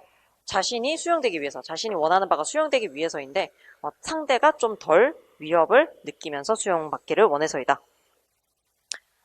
자, 그러면은 거기 어디를 이제 보시면 되냐면 7페이지 앞쪽에 나와 있는 지금 대화 함축 부분은 제가 선생님들 학습하시라고 복습하시라고 쭉 넣어놨는데 7페이지에 나와 있는 대화 원리, 체면 유지 원리를 보도록 하겠습니다. 요건 같이 읽어볼게요. 이 사람은 한 사람이 다른 사람과의 사회적 접촉에서 투사하는 이미지를 의미하는 체면이라는 개념을 도입하여 공손현상의 연구에 통찰력을 제공하였다. 자, 요게 체면 위협행위 또는 체면 유지 전략의 의의입니다. 그러니까 그 이전에는 항상 공손성의 원리로만 파악하던 모든 장면을 뭐로도 분석을 해볼 수 있게 되었다. 체면 위협행위와 체면 유지 전략으로도 분석을 해볼 수 있게 되었다. 그게 거기 나와 있는 거예요. 공손현상의 연구에 통찰력을 제공했다. 고프만은 사람들은 누구나 타인에 의해 인정받고자 하는 욕구와 함께 간섭을 받지 않고 자유롭고자 하는 욕구를 가진다고 보았다. 고프만의 영향을 받은 이 사람들은 체면을 모든 사회 구성원이 자신에 대해 주장하는 공적 자아상으로 정의하고 사람들은 대화를 통해 이 체면을 지키고자 하는 체면 욕구를 지닌다고 주장하였다. 박재현은 체면의 사전적 정의가 남을 대하기에 떳떳한 돌이나 얼굴이며 즉 체면이란 자신의 자아 개념에 대한 외부의 평판으로 인한 감정 상태와 연관이 있는 바 차리고 세워야 할 측면의 체면은 당당함, 떳떳함, 자랑스러움 등의 감정과 관련이 있고 깎이는 측면의 체면은 난처함, 당혹스러움, 부끄러움 등의 감정과 관련이 있다는 것이다.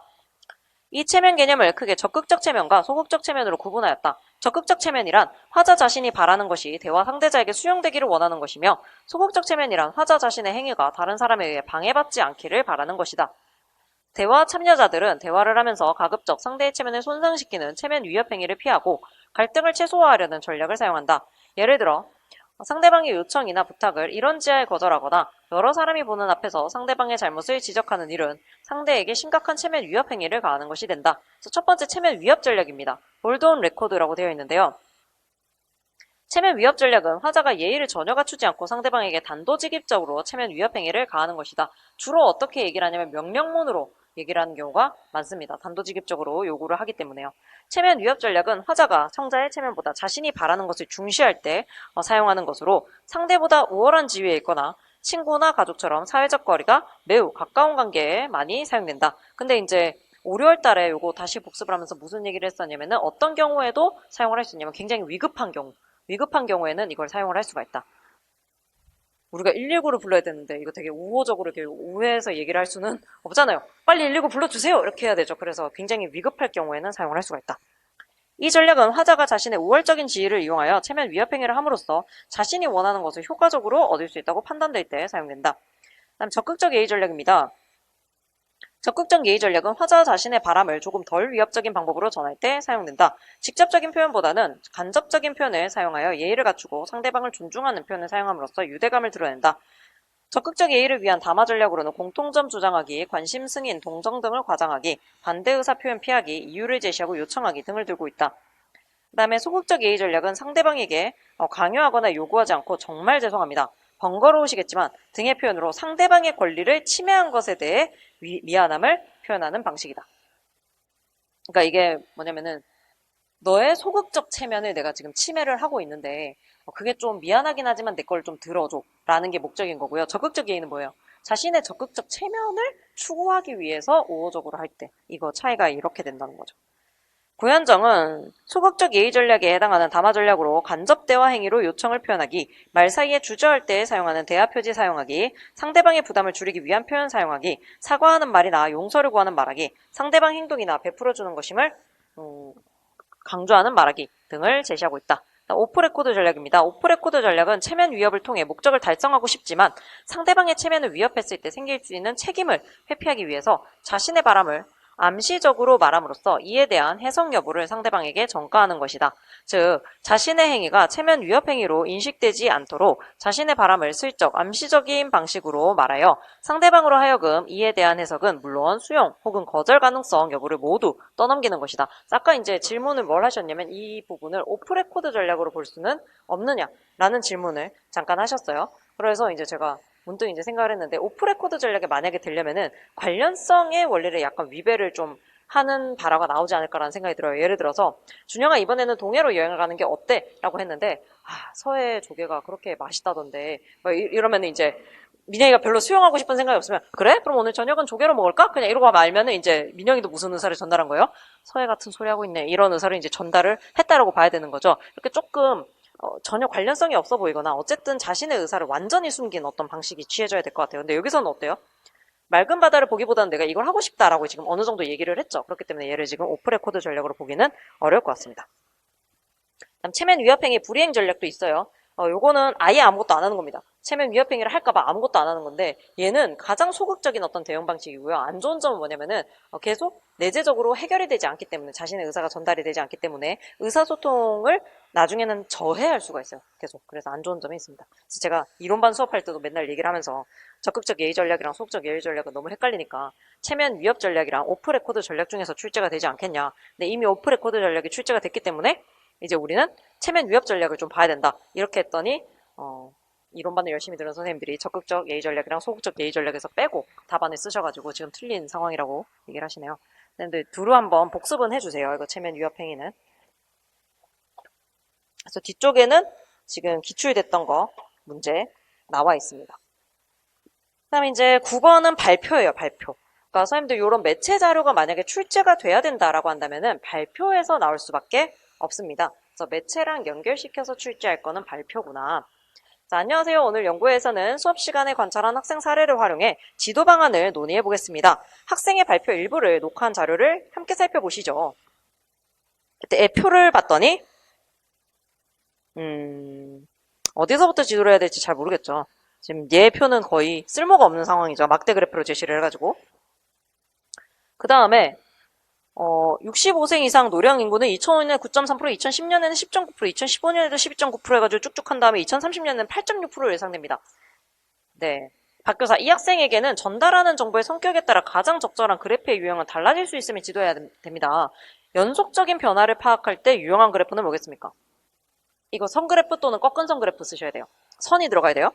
그 다음에 전체에서 각 항목이 차지하는 비중을 파악할 때 유용한 그래프는 원그래프, 그다음에 항목 간의 상대적인 차이를 비교할 때 유용한 그래프는 막대 그래프입니다. 그러니까 막대 그래프가 무조건 필요 없다는 아니고 두 집단이나 아니면 세 집단 이렇게 비교를 해야 될 경우에는 막대 그래프가 유용해요.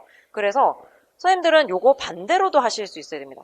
그러니까 원그래프가 언제 필요하냐라고 하면 설명하실 수 있어야 되고 막대 그래프가 언제 필요합니까? 라고 하면 설명을 하실 수가 있어야 돼요. 그러면 이제 얘는 뭘로 바꿔야 되겠어요? 막대 그래프가 아니라 꺾은 선그래프, 선그래프로 바꿔줘야 되겠죠. 책에서 모든 통계 정보를 일일이 나열할 필요는 없다는 점에 대해서도 지도가 필요합니다. 정보를 선별하고 연결하여 정보를 재구성하는 시범을 보인 뒤 경제활동 인구가 일을 할 수 있어 직장을 가지고 있거나 구직활동을 하는 15에서 64세 청년 장년층 인구를 의미한다는 점을 학생에게 추가 정보로 제공하고 새로운 정보를 추론해 제시하는 시범을 이제 또 한번 보여주면 좋을 것 같다. 이런 얘기를 한 거죠. 그럼 작성 방법. 박교사의 발화를 참고하여 A에서 C에 적합한 그래프의 유형을 제시하고 자료에서 활용한 그래프의 수정 방안을 제시할 것. 그다음 두 번째, 최 교사의 발화를 참고하여 학생에게 시범 보일 두 가지의 내용을 자료를 바탕으로 서술할 것이라고 되어 있는데 이 두 가지를 어떻게 선생님들이 도출을 했냐라는 거죠. 그러면은 최 교사의 발화를 보시면은 그 두 가지 조건을 찾아내야 되겠죠. 뭐겠습니까? 첫 번째, 정보를 일일이 나열할 필요가 없다. 그래서 이제 재구성해가지고 통계 자료를 제시를 할 때에는 어떻게 해야 된다? 주요 자료를 뽑아내서 가장 유의미한 어떤 수치들을 뽑아내서 발표를 해야 된다. 이런 거를 이제 보여줘야 되고요. 그다음 두 번째는 거기 나와 있는 것을 가지고 경제활동 인구네요. 근데 위쪽에는 뭐예요? 우리나라 인구구조 변화 전망이죠. 그럼 이 두 개를 합쳐가지고 어떤 내용을 도출해내야 된다. 이거는 사실 선생님들께서 틀리셔도 괜찮다는 아니지만 틀려도 어쩔 수 없는 부분일 수는 있어요. 뭐냐면은 내용적으로 좀 맞게 적어야 되는 부분이기 때문에 한번 연습을 해보자라는 거거든요. 그럼 이제 어떤 답안을 좀 목표로 했냐면은 A는 선그래프, B는 원그래프, C는 막대 그래프이다. 자료에서는 우리나라 인구구조 변화 전망이라는 변화 양상을 살펴보아야 하기 때문에 이걸 이유로 쓰시고 막대 그래프가 아니라 선그래프를 활용해야 함을 지도한다. 그 다음에 학생에게는 발표 주제의 핵심을 파악할 수 있도록 통계 자료에서 적절한 수치를 선별해 흐름을 간략하게 설명하는 시범을 보인다. 그 다음에 또한 인구 구조가 변함에 따라서 경제활동 인구가 감소하여 우리나라 경제구조나 전망에도 영향을 끼칠 수 있음을 추론해 제시하는 시범을 보인다. 그래서 조 내용을 활용해서 재구성한 결과를 선생님들이 좀 잘 쓸 수 있냐.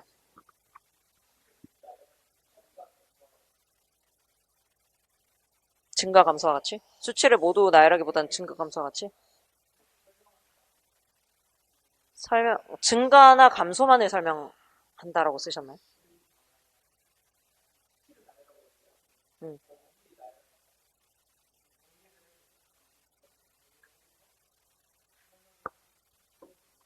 굉장히 모호하게 쓰셨나요? 왜냐면 증가랑 감소만 써져 있으면 틀렸다고 할 것 같거든요. 왜냐면 이게 변화 추이기 때문에 증가나 감소 뭐 이거를 전체적으로 증가 또는 전체적으로 감소? 수치를 일일이 나열하기보다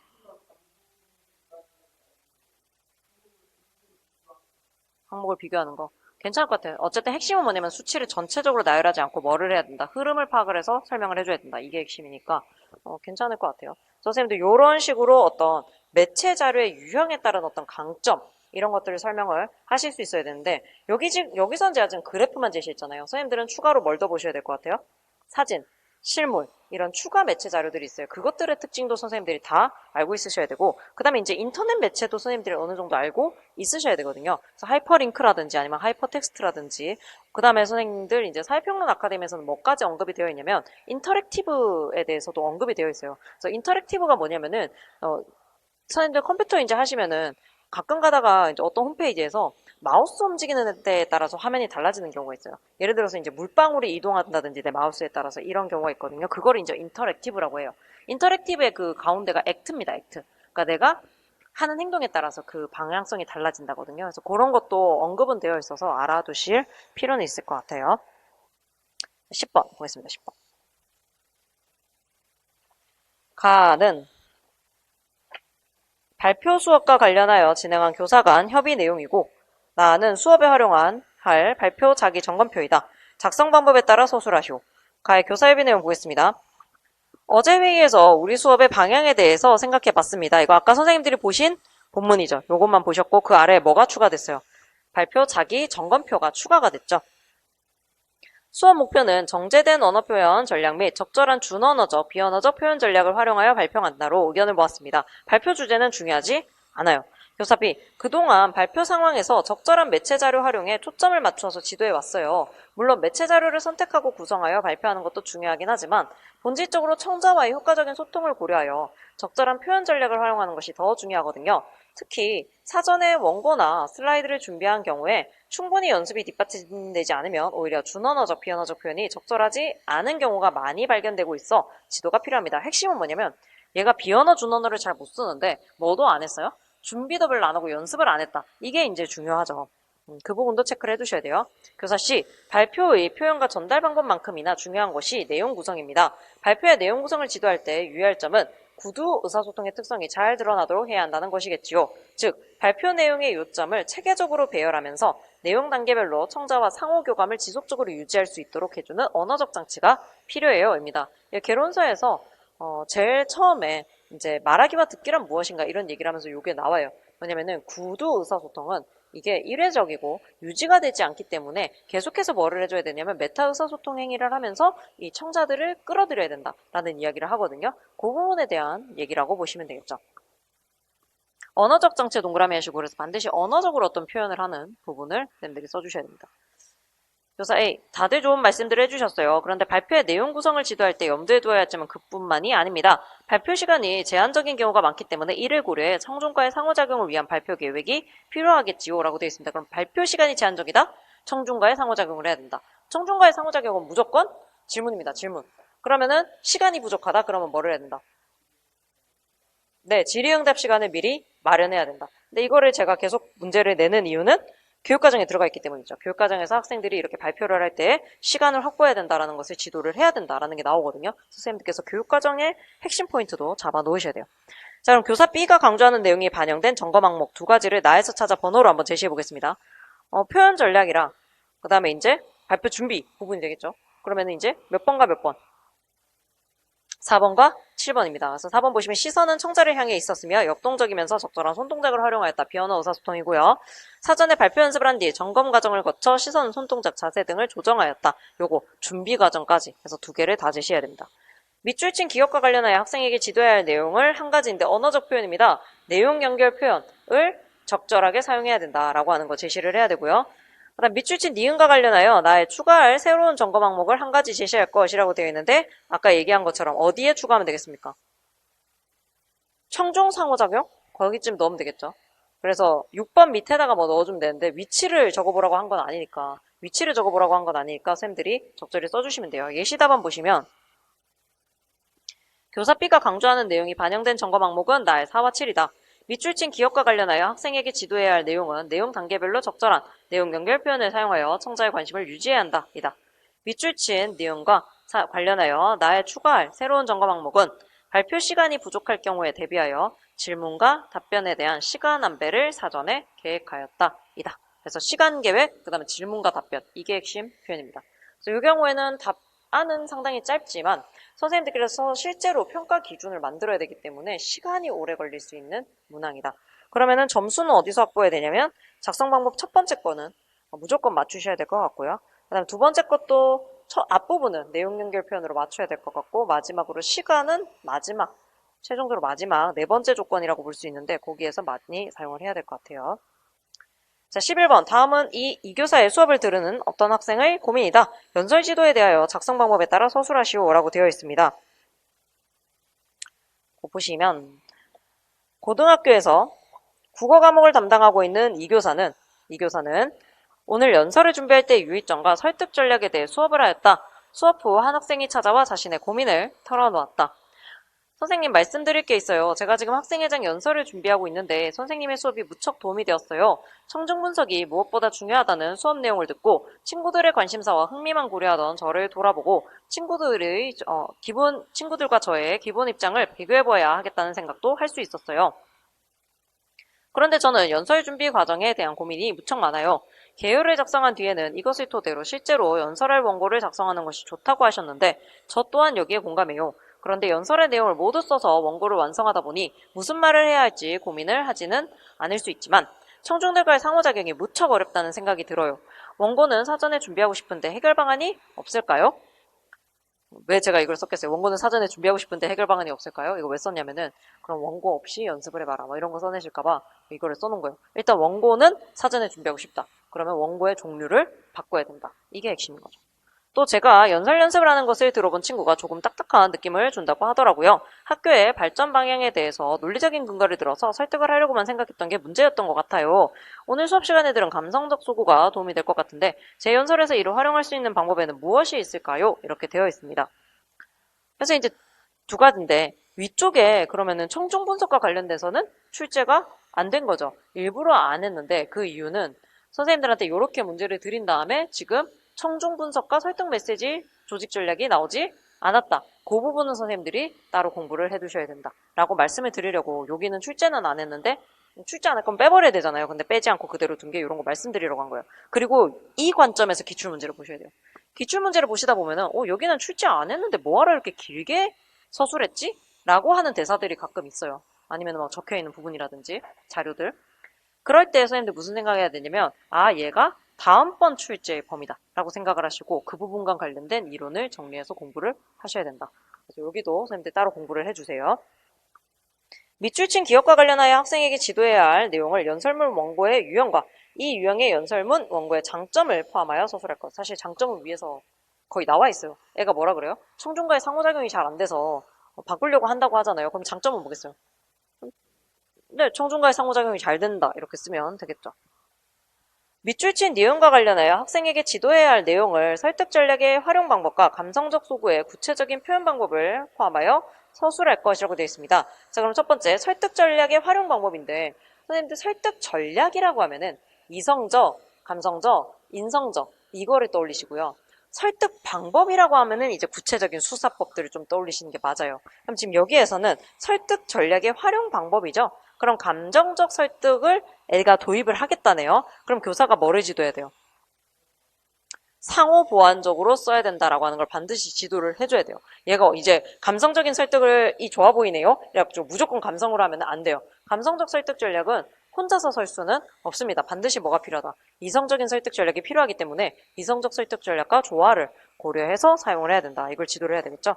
그 다음에 감성적 소구의 구체적인 표현 방법인데 뭐 유머를 사용한다든지 농담을 사용한다든지 뭐 이런 것을 제시하시면 되겠죠.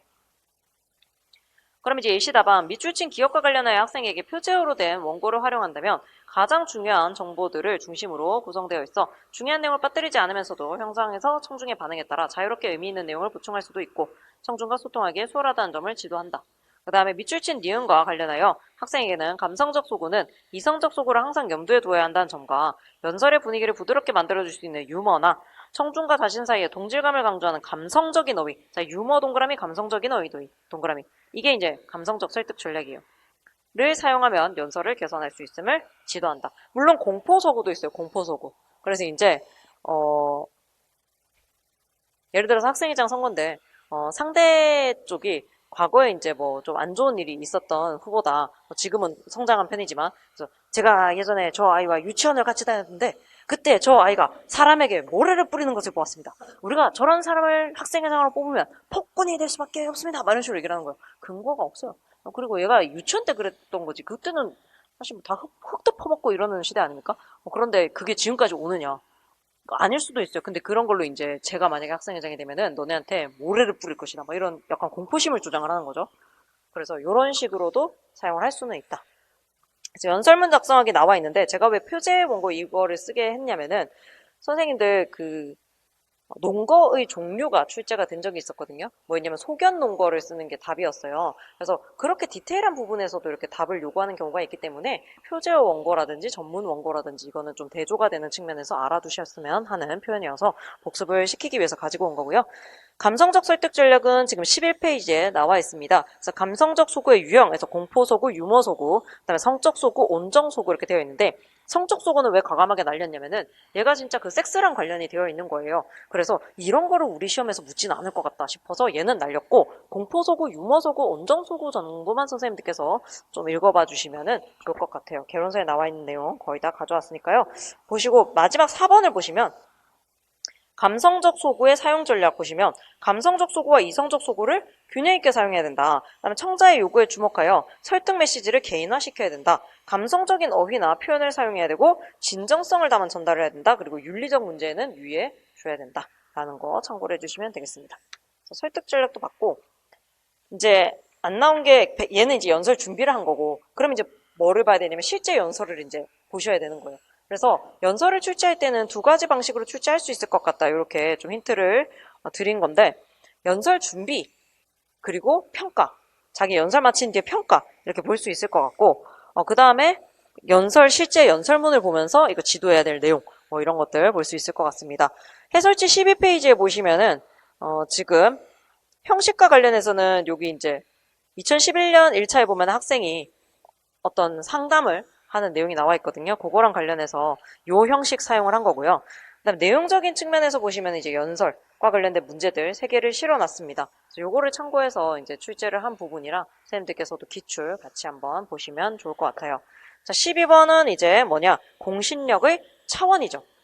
연설이 공신력이랑 관련된다라고 하는 것을 보는 것은 이제 너무 쉽습니다. 그래서 뭐까지 봐야 된다? 공신력의 차원까지 보셔야 된다. 자, 그럼 안녕하세요. K다이어트 식품 박람회에 오신 여러분 반갑습니다. 저는 한국대학교에서 식품영양학을 연구하고 있는 김민수입니다. 혹시 저를 잘 모르시는 분들을 위해 간단히 소개해드리겠습니다. 저는 대학원에서 영양학을 전공했고 전문성이네요. 특히 건강한 식단과 체중 관리에 관한 연구를 집중적으로 해왔습니다. 제가 박사학위 논문을 다이어트 식품의 효과에 대해 작성한 이후로도 이 분야에 대한 연구를 꾸준히 이어오고 있습니다. 제가 가장 보람을 느끼는 순간은 건강한 식단을 통해 사람들이 긍정적인 변화를 체감할 때입니다. 그러니까 내가 지금 이 연설을 하는 것이 아주 순수한 의도에서 너희를 돕기 위해서 하고 있다. 이런 걸 이제 느끼셔야 되는 거예요. 다이어트 식품을 이용하여 자신의 몸과 건강을 관리하는 모습을 볼 때마다 큰 보람을 느끼죠. 오늘 여러분과 만나게 된 이유도 이러한 경험을 나누기 위해서입니다. 청중 한 명이 갑자기 손을 들고 질문한다. 요즘 사람들 사이에서 많이 언급되는 인공지능 기술이 다이어트 식품의 생산과 유통에도 영향을 줄 거라고 하던데 구체적으로 어떤 기술이 도입될 예정인지 아시나요? 했더니 살짝 당황한 표정을 짓다가 침착한 어조로 왜 당황했겠어요? 잘 모르니까. 네, 인공지능이 다양한 산업에 미치는 영향이 크다는 점은 잘 알고 있습니다. 그러나 인공지능이 다이어트 식품의 생산과 유통에 구체적으로 어떻게 적용될지에 대해서는 제가 전공할 분야가 아니라 조금 더 깊은 지식이 필요할 것 같습니다. 혹시 이에 대해 답변해 주실 분이 계실까요? 이 중에도 안 계신 것 같군요. 대신 다음에는 이와 관련된 전문가들을 모시고 함께 배울 기회가 있으면 좋겠네요. 오늘은 제가 주로 다룰 내용인 다이어트 식품의 영양적 측면과 건강관리에 대한 이야기에 집중해서 진행하도록 하겠습니다. 그래서 이제 전문성, 신뢰성, 사회성, 침착성, 외향성 나와있어요. 이 중에서 출제확률이 제일 높은 것은 전문성, 신뢰성, 그 다음에 침착성입니다. 외향성과 사회성은 다소 모호한 개념이어서 얘네는 출제가 조금 어려울 수가 있어요. 다의 학생 볼게요. 선생님, 그런데 연설하다가 예상치 못한 어려운 질문을 받았을 때 답을 하지 못하면 전문성이 떨어져 보이지 않나요? 어떻게든 답을 하는 게 더 좋을 것 같은데요? 라고 얘가 생각한 거죠. 잘못된 생각을 이제 지도해줘야 돼요. 교사. 진실이 아닌 부정확한 답변은 화제의 공신력 중에서 무엇에 영향을 미친다? 일단은 전문성에 피해를 입어요. 그 다음에 이제 두 번째를 뭘 쓸 거냐? 라는 건데, 신뢰성입니다, 신뢰성.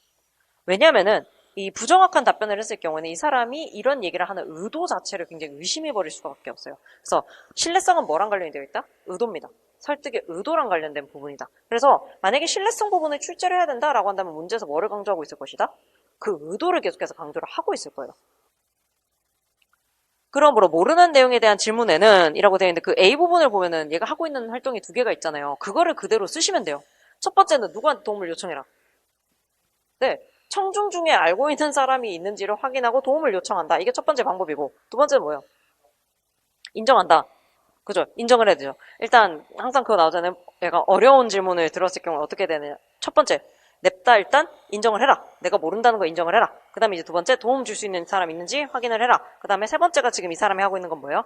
다음에 보충을 해보겠다. 이렇게 약속을 해라. 이렇게 얘기가 되어 있죠. 이 부분은 어디에 나와 있냐면 사실 연설에 나와 있지는 않고요. 선생님 어디에 나와 있냐면은 영락 합법경론에서 면접과 관련해서 좀 불리한 질문을 들었을 때 어떻게 해야 되는지와 관련해서 설명이 나와 있어요. 근데 그 불리한 질문을 받았다라고 하는 측면에서는 연설에서도 동일하죠. 그렇기 때문에 그 부분 참고해서 선생님들 공부를 하시면 될 것 같습니다. 지금 여기 다룬 내용이 지금 제가 범위로 제시를 했었던 기본적인 이론이나 발표 연설과 관련해서 진짜 요 정도는 이제 알고 있으셔야 됩니다 라고 하는 부분이에요. 그래서 선생님들 오늘 이제 요거 복습은 어떻게 하셨으면 좋겠다 라는 생각이 드냐면 일단은 아무것도 하기 싫으시다 라고 한다면 이것만 쭉 읽으세요. 그러면 제가 필요한 내용들 웬만하면 다 집어넣어 놨기 때문에 따로 내가 책 들추기 싫다. 그러면 요것만 쭉 보시고 아니 나는 좀 더 해보고 싶다 라는 생각이 드신다면은 개론서 해당 부분을 왜냐면 지금 중략으로 생략해 놓은 부분이 있고 영락만 실어놨거나 사평만 실어 놓은 경우가 있어요. 그러면은 영락만 실려 있으면 사평 보시고 사평만 실려 있으면 영락 보시고 그래서 개론서 한번 쭉 보시거나 요게 이제 추가로 더 하고 싶다 그런 분이고 그 다음에 나는 글 쓰는 거 한번 연습을 조금 해보고 싶다 이러시면은 기입형은 연습하실 필요가 없어요. 단답형은 연습해 보실 필요가 없고 서술형만 그냥 쭉쭉 이렇게 옮겨 쓰는 것만으로도 이렇게 요 정도 길이로 연습해야 되는구나. 두 가지 연습이 되는 거예요. 첫 번째는 길이가 두 번째는 이제 문장, 서술, 방식 이렇게 이제 선생님들 배우실 수 있다라고 생각이 듭니다. 그래서 다음 주에는 뭐 한다고요? 나머지 전부 다 토익 토론, 협상, 그 다음에 면접, 면담 부분입니다. 그래서 면담 부분은 선생님들 따로 공부하시려면은 교육과정과 교과서 단원을 보셔야 돼요. 그래서 만약에 이론반 수업을 안 들으셨다면은 그 면담 교과서를 제가 이론반에서는 드렸었거든요. 이론반에서는 드렸었는데 만약에 없다 이러시면은 홈페이지가 그 네이버 같은데 면담하기 중학교 이렇게 치면은 중학교 단원이 있어요. 그래서 내신 어떤 문제라든지 그 다음에 교과서 지문 같은 게 올라와 있는 경우들이 있거든요. 그래서 그거라도 한 번씩 보고 오시면 좋을 것 같습니다. 그래서 이번 주 수업은 여기서 마치고요. 고생하셨고 다음 주에 뵙도록 하겠습니다.